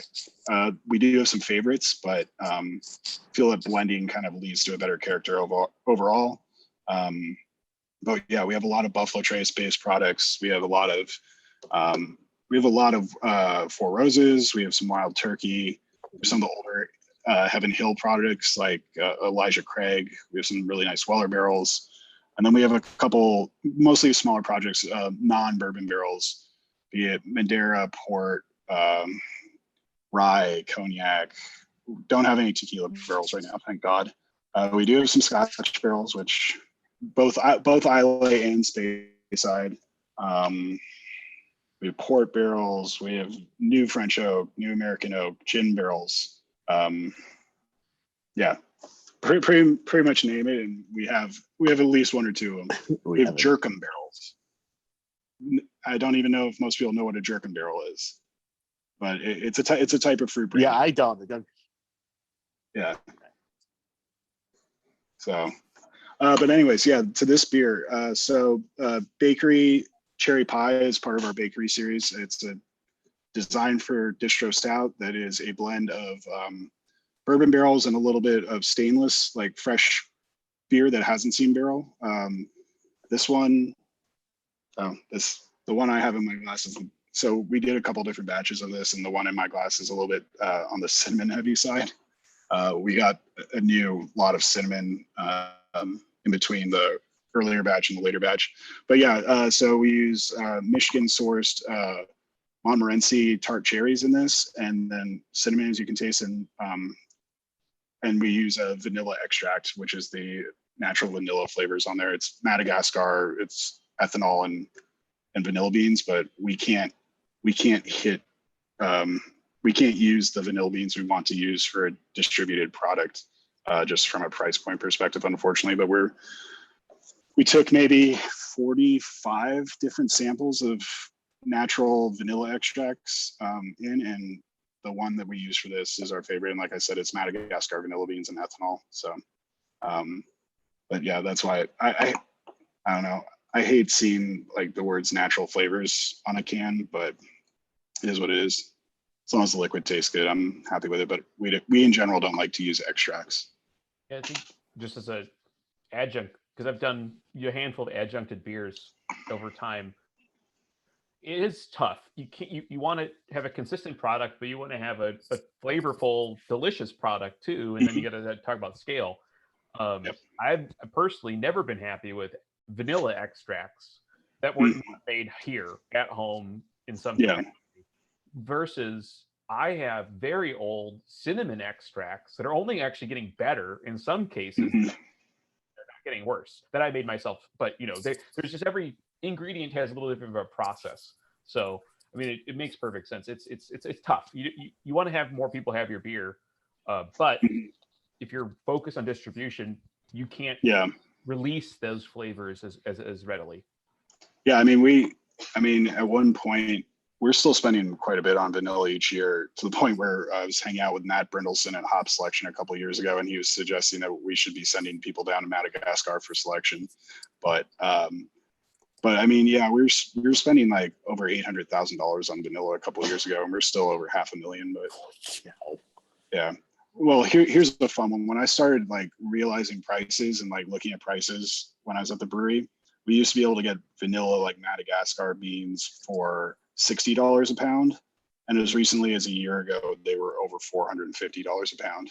They've come down a little bit since, but just to give you some perspective, like it's at $450 a pound. You cannot be adding enough vanilla to a stout at this price point that's also barrel aged and hitting that $8.99 MSRP.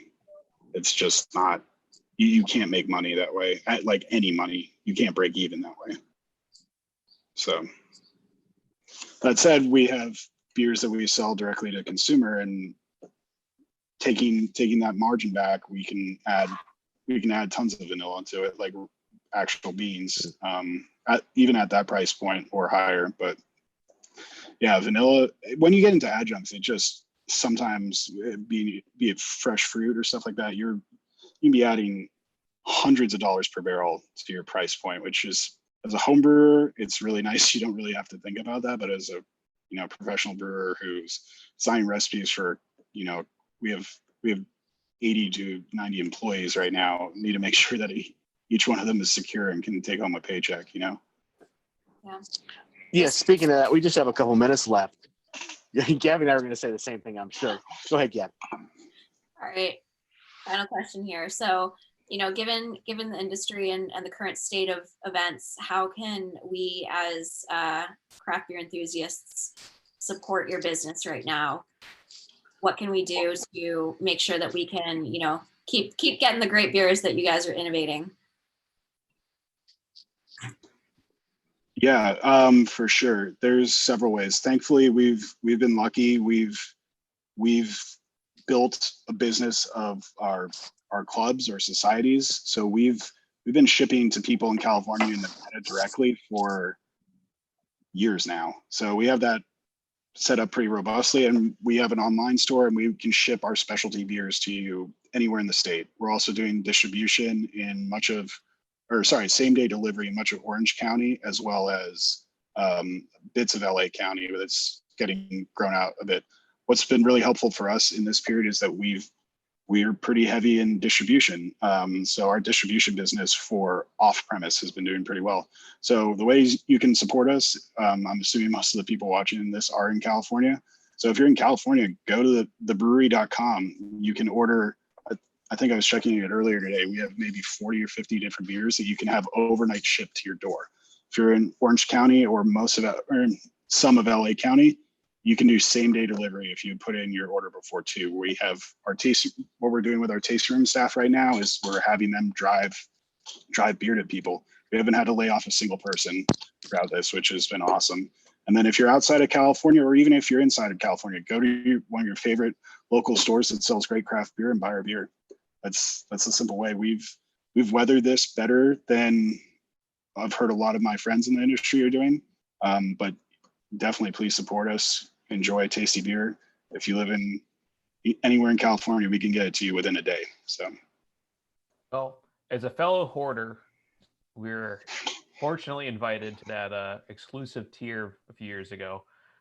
And as the back of my futon could dictate how many brewery boxes, can't tell you how many vintages of odd Black Tuesdays I have, but I know the latest stuff you guys are making has been really nice. I think it's cool. Any breweries is growing. It's going to have a lot of different functions, the IPAs, the lagers, the crazy beers. But I think you guys just have a great palette to work with. We talked about how many barrels you have. It's kind of insane. So it's really what portrait you want to paint. And that's really the cool part. So we appreciate you guys, Andrew, coming on. That was awesome. Be sure to keep drinking all your beers. This is a really great time. And I didn't get to talk too much about bakery, but the cinnamon, I really like cinnamon. This has got a great cinnamon for me, so I'm really happy with this one. So, cheers! Awesome. Glad Thank you for coming on. Cheers! Thanks for having me. All right. So we have one more brewery tonight, and afterwards we have some live music. Much like Fest, we do a lot of live music stuff, and what we'll have after that, so we'll get into that in a little bit. So as we transition to our final brewery, we did a lot of Orange County, more Southern California, LAOC. They're going to move on to Ventura County. This is Anegrin Brewing. Unmute, bring on Chris.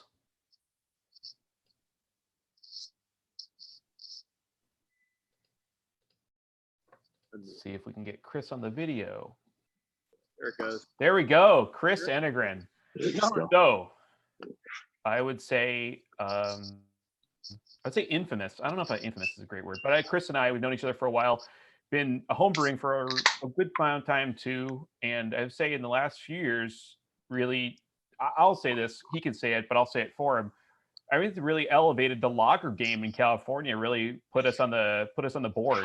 So with that, Chris, would you mind talking a little bit about your brewery and your background and that? Yeah, sure. So my name is Chris Anegrin. I'm one of the owners of Anegrin Brewing. I'm also the head brewer here.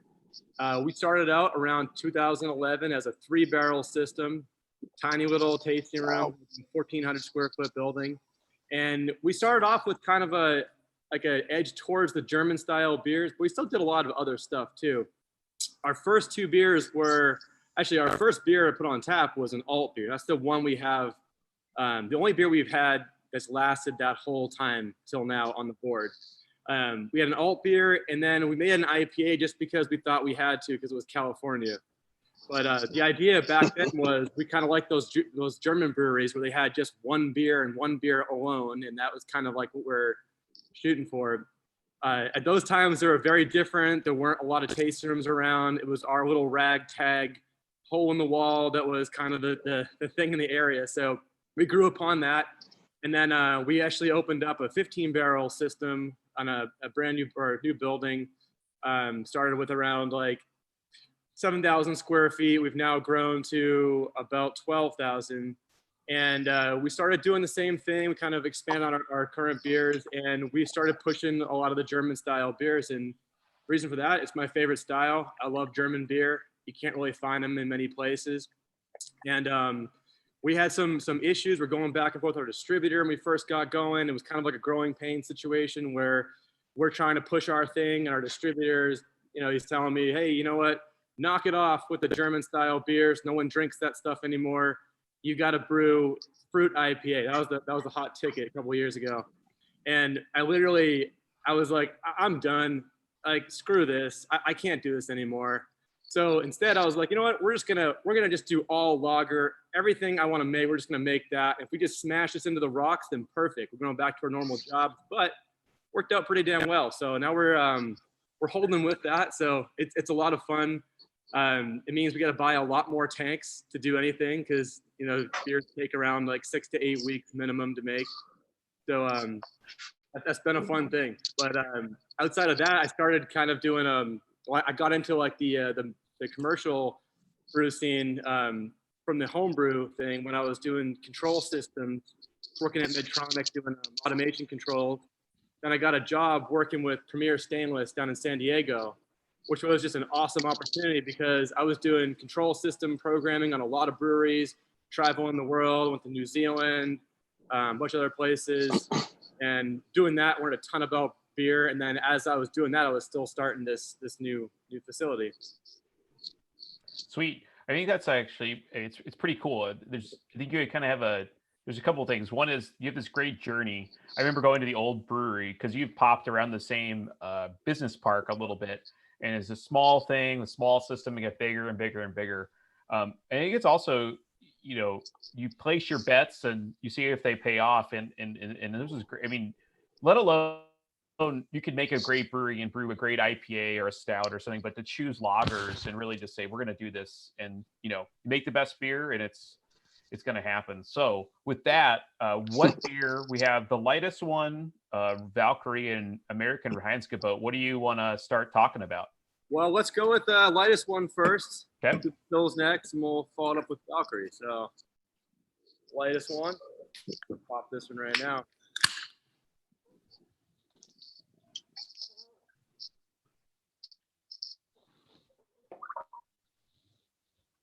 Another thing we're seeing throughout the last 3 year breweries, I think lagers are definitely becoming finally a thing. Ending on you is, I think, a nice note to this. So yeah, it is a great thing that's actually catching on now. I mean, when we first started pushing lager, I would literally go into a bar and I would say, hey, I got a great German style Helles. And the guy would look at me literally in front of like a tap board with 30 IPAs and say, well, we already have one of those. And he'd point to like a Modelo or like a Bud Light. And I was always like, God damn it. Like, all right. So it was all about education. You had to like sit down at the bar. You had to tell the person about the beer, the style even. I mean, even Helles, like the word Helles, no one knows what that means. Like they think like light beer is, American style adjunct lager. And the word lager means cheap. So that's a weird stigma too. So you get like the nerdy beer bars who are all about their like elevated types of ales and the fancy stuff, and you tell them lager and they think like, well, isn't that just cheap beer? And then you got to tell them like, hey, I could turn an IPA out in 2 weeks, even less maybe, but it's going to take about 6 to 8 to make this boring cheap beer, you say. So, it was a lot of education from the beginning, and that's why we brought John on. That was really good. So he was able to go out there and really educate bars, tell them what kind of beers we're selling, get through the weird names like the Dunkel, the Maybachs, like Schwarzbier. These are all like very foreign names to like a lot of like just standard types of bars. So that was always a fun thing. Now it's kind of catching on a lot, and with a lot of people getting into lager and appreciating them more, then those names kind of carry a little bit longer. Yeah, I'd have to say I'm a big IPA guy. It's my jam, but I'm able to find most of your lagers at Trader Joe's on a regular basis. and they're just so drinkable. It's wonderful. Thank you. I think that's one thing. It's actually very cool, and I'm not sure. It's tough with how beer distribution works and how it moves locally and like somewhat county, say tri-county based. I think you guys have a production that's scaled up where the businesses like Trader Joe's are willing to take you on as an account, or a Costco. But it's cool that you guys are able to support that, because it means you're going to put out, I'll just say kind of as an observation at a Trader Joe's, you might have a traditionally German brewed, German imported beer next to you. That beer might actually be a lot older. It might not be treated the same. Your beer, fresher, more localized, and now you can see those two together. And so you can see that kind of conversation, like, hey, we're brewing it with the same techniques, but you're going to get it in a much better state than you could otherwise. Yeah, it's interesting to say that, because you taste a German beer in Germany, and it's very different than the stuff you're going to buy off the shelf.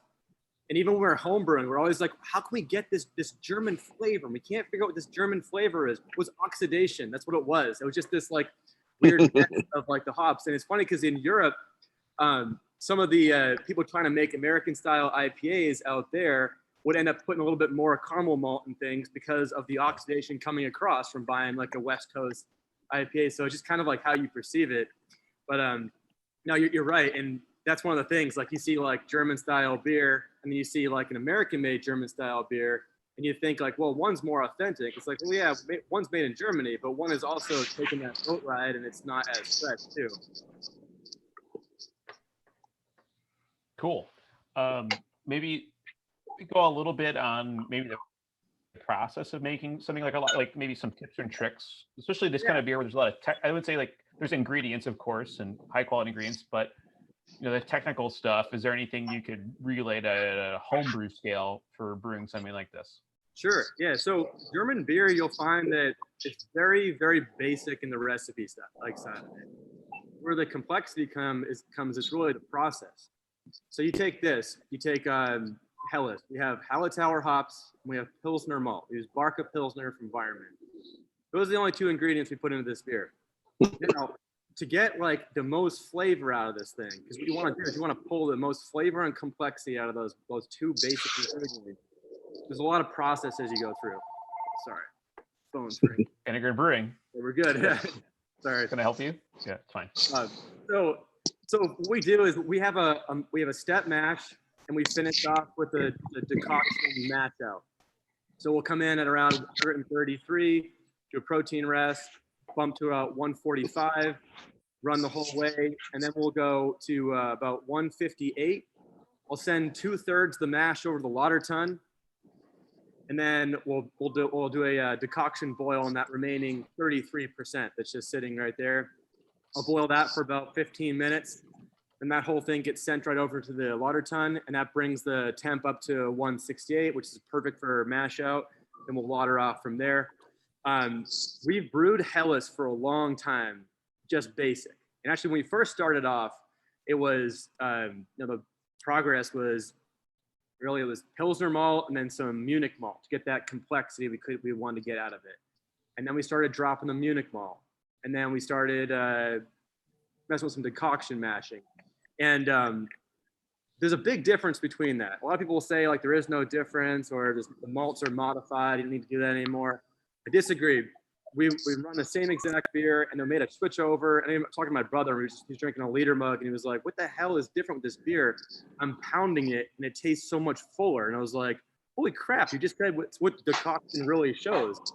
So we kind of stuck with that. And I think it's a really good beer to really show that on. Because you look at like a Schwartz beer or even something bigger, you might not really see the subtle like nuances of something like that. But with something where there's like literally nothing else besides those two ingredients, all those little things kind of help out. So I think that kind of mash is great. If you're home brewing and you don't have the ability to do that, it's not going to make a terrible lager. You can make it still a great beer. It's slightly different. You might not even see a difference unless we did it that way side by side. But in reality, like lager brewing, it's all about just like keeping the process clean, keeping the pH stable. Hopping, it's not crazy hopping. It's not a lot of late addition hopping either. Mostly it's early additions, and that's basically it. And then you get down to, boil the hell out of it. Make sure you get that good percentage boil off. Otherwise, the DMS, you'll see that everywhere. Even the slightest amount, you'll find. We've got some sensors on our kettle that will tell us our boil off percentage, and we make sure we never go below 8.5%, just to make sure we're definitely getting that DMS out of there. Nice. After boiling, yeast pitching is a very, very big thing. So home brewing, like you can do a big starter, or if you're in the area, come on by and I'll give you some lager yeast. We have plenty of it here. But pitching, home pro tip. Yes, get some yeast. Definitely get good yeast. Yeah, that's a very, very important thing. But cold temperatures, that's kind of like where it's hard to do a lot of things as when you're a home brewer. You can't like ferment it necessarily 48 degrees or cold crash down to the 30s for a long, long time. But we run ours at about 48 degrees the whole way through. We check diacetyl at the end. We spun everything. So all the beers are naturally carbonated. I think that's another very cool thing, because that will also provide some sulfur flavor too, which will end up just bubbling off if you just do a carb stone. I think that's one of the important things to it. And lagering, give it enough time. We give this at least 6 weeks. And then I think one of the most important things about lager brewing, really, filtration. If you're not filtering, you're not going to get the crispness out of it. It's really important. So when you see a lager that has a little bit of a haze to it, it's got something in there that shouldn't be there. When you can filter all that bitey yeast flavor out of it, you get a very nice, brilliantly clear beer with a great crispness to it. That is cool. Yeah, that's awesome. All right, that's good. That's actually just take that little section out and just put that. That's perfect, because I think you hit on all the important things. I mean, because there's almost no ingredients, you have to ensure all of your process and all your little steps along the way. It's actually pretty cool to hear about filtration. It's something I don't think a lot of homebrewers dig into, because that's definitely a advanced topic. If you're gonna do pressure and micron filters, and I mean, hey, someone in the chat can put this out. I don't think anyone has a diatomaceous earth filter at their house.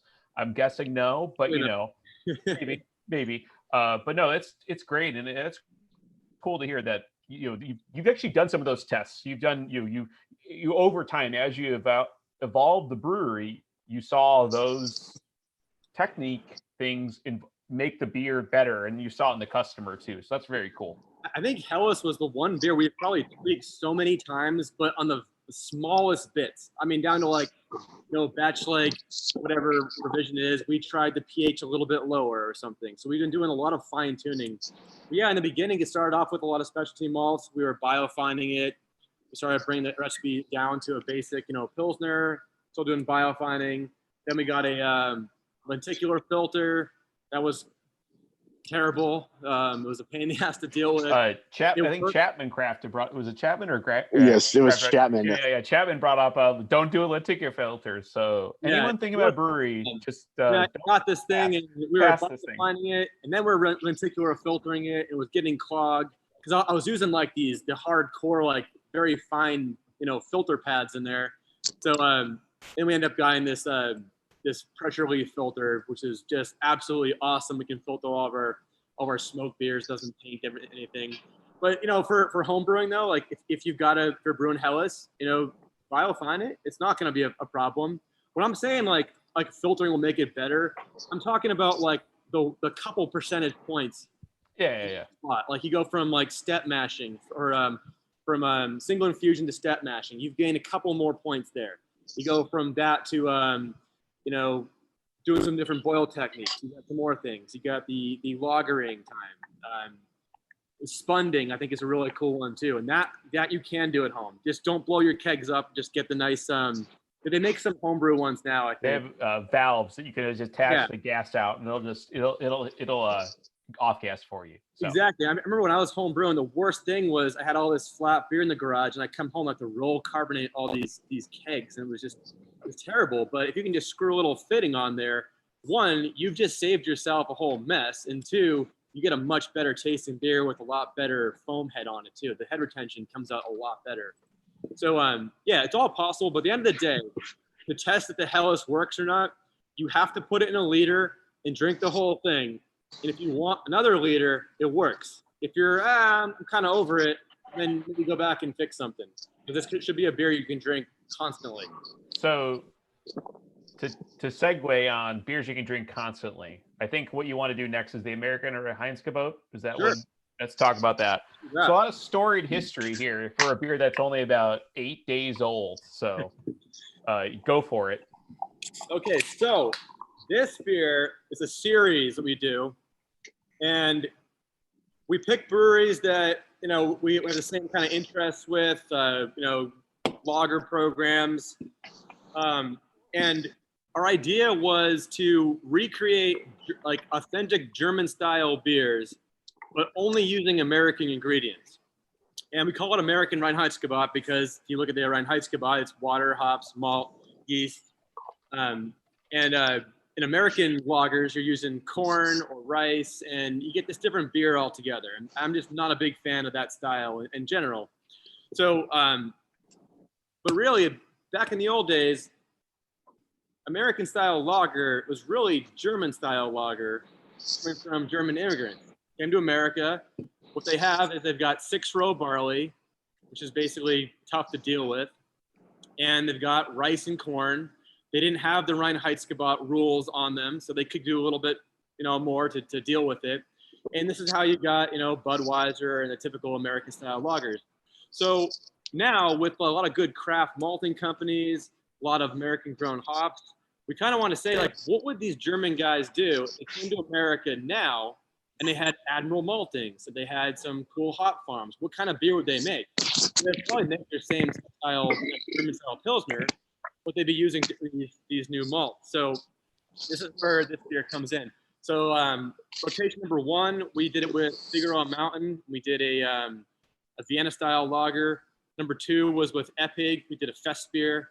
And number 3 was with Bierstadt Lagerhaus from Colorado. And we did a German style Pilsner. With all these beers, we use Admiral Malt, great malting company from Alameda. And yeah, so for this one, actually, so American Reinheitsgebot number 3, this is a German style Pilsner. We do Admiral Organic Pilsner Malt, and we do Crystal hops. Crystal hops those are a hop that was used in a lot of the old school American lagers. So it's got a nice little bit of earthy flavor to it, a little fruitiness, but it's got that nice like floral type of you know, noble aroma to it. And the Admiral Pils malt, it's great stuff. It's actually really interesting. The kernels, instead of being like, get my hands working here, kind of like this, they're more like balls. They're weird, look different. And they crush up nice and plump. So when you lauter that stuff, it took like 5 minutes. That thing was crystal clear coming out of that lauter time. Nice. And just great malt. I really like this stuff. And so for this one, we did a first wort hop. A lot of our IBUs come from early editions. We have a very small amount that comes in, you know, later at 15 minutes. And same kind of a mash procedure as the Helles. We do 133, 145, mash out decoction, 15-minute boil on the decoction, send it over, and then same exact process from there on as the Helles takes. And then,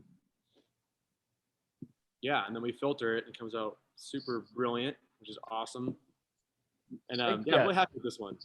This was great. I mean, my earlier stuff was that, because the series I've had all examples. It's a cool series, just focusing on this collab, but also this like simple ingredient aspect. I mean, Bierstadt Lagerhaus, for those that don't know, have really become a kind of a darling in the lager community in the United States, into Denver, for really not even doubling or tripling down, but like quadrupling down on lager as the only thing they're going to make, and have, you know, that's paid off in spades.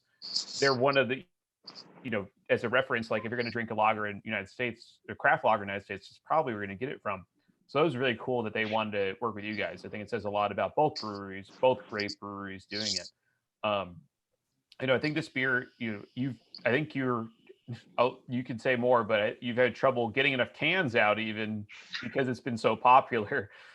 Yeah, that was tough. We did 60 barrels of this one, and it's pretty much almost gone like immediately. It went so fast. I was really stoked to see that. With this whole quarantine thing, which kind of stinks, is that we were planning on going out to Colorado and having a big tapping out there, have a big party out here too. But instead, what we did is we just got more cans and then just got roll-on labels and canned the rest of the whole tank. And now with our shipping throughout California, so we've been sending those out everywhere. So it's definitely moved pretty well. Nice. But yeah, it was really great working with these guys. We met them at Pils and Love about a year and a half ago, or almost 2 years ago, and kind of hit it off. We're all into the same stuff. When they go to bed at night, they dream about Helles and decoction, and so do we. And I learned a hell of a lot from them, actually. So I got to give them props. They're very helpful people, like very down to earth. They've probably forgotten more about beer than I know, and learned a lot about German style brewing. And it was really nice just to talk to another brewery that specializes in that.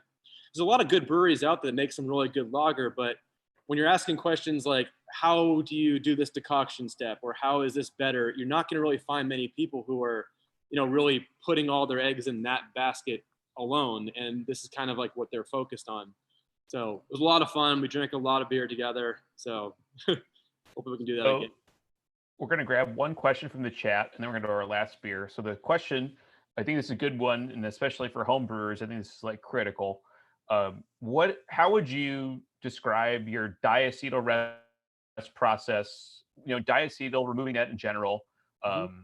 What do you think? I mean, lagers, ales, just what do you think is a good, just like bullet points for that? So for us, the diacetyl rest is really the do nothing option. Just let it go. 48 degrees, let it finish.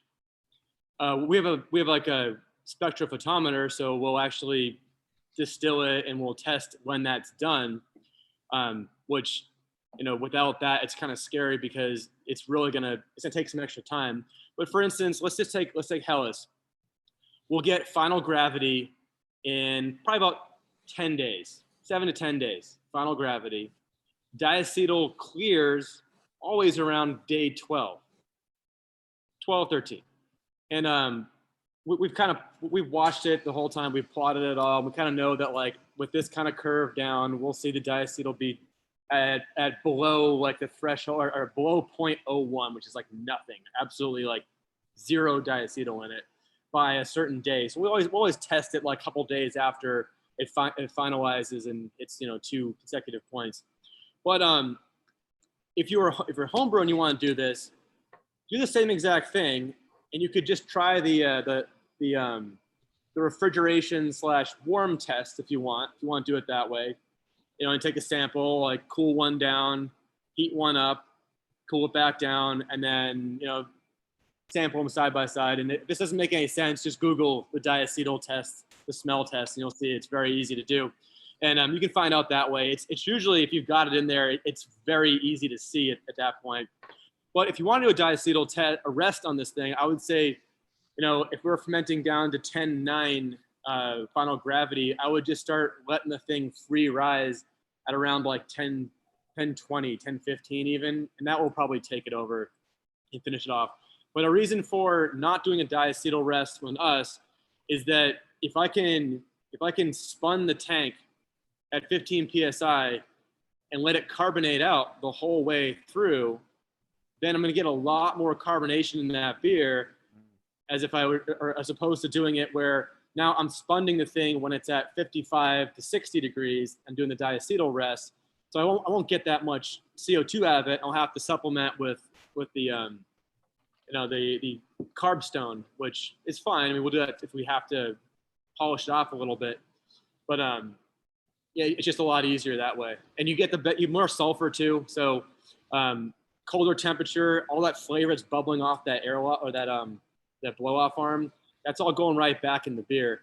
And I think one of the big differences between like American style or American German style beer versus German style beer is really like there's a lot more sulfur content in the German stuff.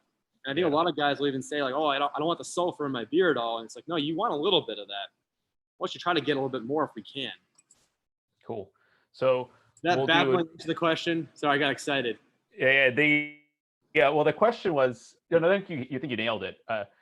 The one thing, we'll go to the Valkyrie. We want to keep everything on time for tonight.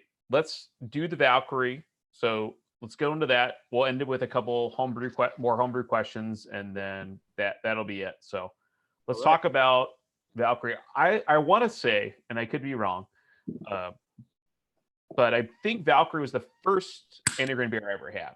So going way back when. So Valkyrie, this is an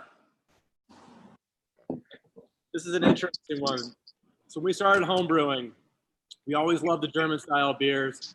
Dunkel was always my favorite style beer, but with our fermentation, temperatures, it's tough to hit those. So Alt was kind of that one that we started looking at. Alt and Kolsch were great entry-level German-style beers that you can make with ale yeast and cold fermentation, but not super cold, and really get by and be fine. So we started brewing that in our home brewery, and that was basically the beer we were always running through. We started our first brewery, Alt was our beer, and did a lot of contests, won a lot of awards with this Alt recipe, and we went to Germany, and this is right when we were just about to open the first brewery. We go to Germany, go to Düsseldorf.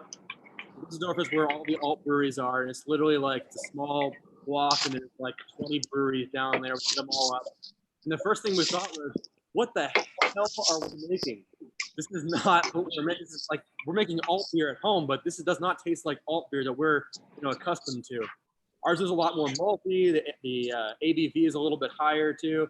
So it was kind of interesting. So our beer kind of fits more in with like if you're gonna label one, it would be the Urga Stick Alt, which is their high ABV Alt beer, which is really 6%. It's not really like in Europe, high ABV is 6, starting at 6+. And but reality, like Alt is like a 4% alcohol session, very easy drinking beer. You go to Schumacher, it tastes like an IPA. You go to Urga, and it tastes like a nice coppery Vienna lager style, maltiness. So they're all kind of over the place. But this has been the one beer we've actually had on tap from the whole almost 9 years now. And it's been great for us because we go to bars, to get beer on tap. It fits a really good underutilized zone. It's that amber brown ale type. People that say I don't like dark beers, they typically mean that by saying that they don't like the coffee flavors, the heavy chocolate flavors, and all that. But all kind of Valkyrie kind of sticks right in there with that nice smooth maltiness. So we've been really successful selling this one. It always has a spot on the tap line it can fit in, and it's been it's really great selling beer. Yeah, I think for my introduction to Anagram many years ago, it's just a player in all those aspects. I think if you need, it's not a ton of flavor. Okay, well, I want something a little more alcohol. Okay, well, this and that and then everything, but it's not in the place where it's too generic. It still has character, but it's playing in all these zones, which is pretty cool. Yeah, it's like hoppy. It's not hoppy. It's malty. It's not not malty. It's high ABV, but not really. It's kind of really in the middle of a lot of different aspects. I think it moves through two different ways. So before we let you go, there's a few more questions. So I have one question for you. Oh, sure. Yeah. For the record, is that a gong in the background? Yes. Oh, so finally we get the question live. Really, on the first one? So that's you're the first brewery. They were completely agree. Yeah. So that's usually used at Fest. It's usually used at Fest. I was gonna say, all the people that go to Fest recognize they know what the that gong. is. So my homebrew club, the Ventura Independent Beer Enthusiasts, we do the hour of sour every year, and I ring that at 2:00. Wow. And so that's a prop. So we'll see. Maybe it gets rang, maybe it doesn't. I don't know. Maybe it does. Yeah. Maybe it does. I don't know. Maybe my apartment complex kicks me out. Who knows? So the first question very timely. American Heights flying off the shelves. People kind of want to buy it. You know, I know it's so first. I already know it's in shop. So if they're already integrating guys, or they already get integrated at your shop, you're gonna probably see this on your on the show floor. But let me say, sort of. Sort of. Okay. I called Wednesday afternoon. My local bottle shop posted on Instagram they had it. Thursday morning, I ordered it online because that's what they're doing right now. Thursday at 11 when they open, they call me. It's gone. So I got a can from Andy, thankfully, but I wanted more because he was up and down about how great this beer is, and I have to agree, it's fucking awesome. It's fucking awesome. Yeah. Thank you. So I guess the question is, so I know that's been seeded because you give good accounts. You know, just to give you guys the inside intel before they hit the internet tomorrow to order, is it still available online? Can they get it shipped? What's the story? Yes, it's still available online, and there's still more in the fridge right now. How much in the fridge, I'm not entirely sure. I can go look. I'll be right back, but it's a little bit. We can drop that in the chat. We can put an email out, but so it's still available. So go and find it. I mean, I would say, not going to speak for Chris. What happened was we had, like I was saying, we had our first run of cans go through. That was our planned canning run. The other half of that 60-barrel tank was supposed to be draft, but obviously with all this stuff happening, we couldn't do that. So we ended up having to go just can the stuff into bright cans, go buy labels. So it was a little bit of a lull between selling out the first batch and getting the other ones labeled. Actually, I'm going to give a shout out to Institution Ales. Those guys are awesome. They actually came over here, picked up our pallet of cans, brought to their place, labeled them all, and brought them right back to us. Like that's those are awesome friends right there. Yeah. Otherwise, they'll be talking to us tomorrow. So foot pedal labeler for just days on end. That was just catching up to us. So that's why there was a little bit of like a stop in between there. Awesome. So before we let you go, the last thing, most importantly, how can we help you guys out? We got the stream, guys, people buying beers. You know, what's the best way to help enter and out during all this? Well, I mean, like, just, I guess, drink more beer. If you like our beer, buy more beer. Don't just buy our beer if you don't like it. Obviously, it wouldn't make any sense. But you can go on our website. We've got now shipping throughout California, which was kind of one of the silver linings on this whole thing. This gave us time to figure out how to do that, and now we've been doing that. It's been working out pretty well. So you can order off our website. You know, follow us on social media. So what kind of new beers we got going on. We try to post pretty often. We're in Trader Joe's throughout California with primarily with Valkyrie and the lightest one. Those are our main ones that have been getting out there. So if you're up in NorCal, you'll see it here and there. Ask your local Trader Joe's about it. But yeah. Sweet. Well, Chris, we really appreciate you coming on. These beers, I've been drinking them for years since I moved up here. You guys are great. Every time, the next one's always better than last. And you alluded to the IPA, which I believe you're canning now. We did can it, yes. We canned our IPA, but just once. This is, never say never. No, you know, I've nothing against IPAs. We make one. I think ours is pretty good. If you're into IPAs, I'll tell you other breweries who I think make better ones. But yeah, we make ours only for our tap room. People will literally walk in, ask for IPA. We'll have 12 lagers on the board. There's no IPA. They'll literally walk out. But if our IPA is on, they'll have an IPA, and maybe I can talk them into getting, you know, a lager for an extra something. So that's I think Lagertha, I say Lagertha, but Lagertha, you can get the right pronunciation. I think that one is honestly very hoppy. So, hey. It usually does it. It does the job. All right. Yeah. Thanks, Chris. So we're going to let you go and close us off. But again, cheers. Great beers, great stuff, great discussion. Thank you. And thanks for having me on. Thank you. Awesome. Gabriella, Ray, awesome seeing you guys. Hey, am I going to get a gong or what? Yeah, not tonight. Not Come on, Andy. You got to do it, tomorrow. man. Tomorrow. I guarantee tomorrow. I guarantee. Wake your neighbors, man. Come on. Yeah. I'm not. I'm going to get a noise violation. All right. Thanks, Chris. Cheers. Cheers. All right. Now we've come to the end of the day. So this is the time when I would usually kick everyone out of the fest. and Ray and Gabby would understand how that works. But so what are you going to do now? Let's put a little slide up.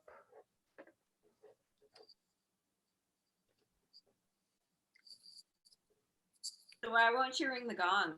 Is there a backstory there? Chekhov's gong. We'll see if we might get there. We might get there eventually. Not at 8:24 in my business park. So is it quiet hours now?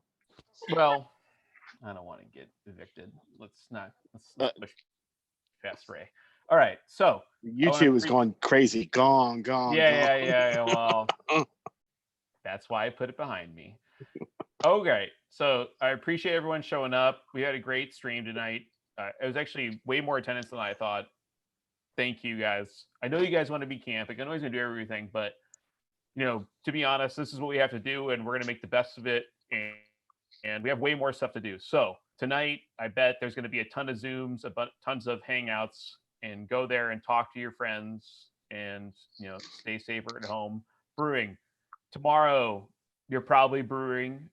Try to use the hashtag safer at home brewing. Let everyone know you're brewing. The AHA, in a rare element, we usually are drinking and not brewing on Saturday. So hit the system, brew a beer. We talked about All Together IPA. There's a few other recipes out there, so do that. One thing you can do tonight. So originally, like we said earlier, CHA, we do live music. Tonight, if he's not started already, he's going to start very soon. Alex Maselli, DJ Grib, is going to play a set on Twitch. So this QR code is going to stay up for a minute. You can do that. Go to Twitch and see him play. He was going to play on Friday night at Vail. Please support him, North County Homebrewers Association. Otherwise, thank you again. We're going to see you tomorrow. We're going to start around 11:15. We're going to have a couple talks. It's about fermenting without temperature control and draft tech, a few more breweries, and then we're going to check in with the homebrewer clubs. I think it's going to be a lot of fun. So anyways, Ray, Gabby, remote cheers. Cheers. Yeah. Thank you guys. We'll see everyone tomorrow. Andy, one follow-up. Oh yeah, Gabby's got one more thing. Go for it. Yep. So say we're on the line here, and our brew club might not have signed up for a slot in the show and tell tomorrow, but we want to create a forum to have a little after party or connect with our club. Or are we still supporting that, and how can clubs? So tomorrow I'm gonna look at my schedule. I gotta get the times right. So around 2:30 tomorrow, we're gonna start with homebrew clubs doing quick check-ins, 10-minute check-ins. That really has no end. If someone wants to come on and we talk about the club and what you guys are doing, let's do it. There's also another way. It's a little more offline and through the membership. So as a CHA member to attend Fest, you have to be a member. And to get that, you need to buy a membership. And then there's a part of the website that has only those links. So if you're doing something special for your club and you want to post that to all the CHA members, you can send an email to me at andy@calhomebrewers.org or ray@calhomebrewers.org or gabriella@calhomebrewers.org. All our emails are on the website, and we want to post that. Let us know. Also, all our social media outlets, Instagram and Facebook primarily, we read those. We'll post those as soon as you want. So if you're doing something, let us know. We're going to put it out there and advertise it for you.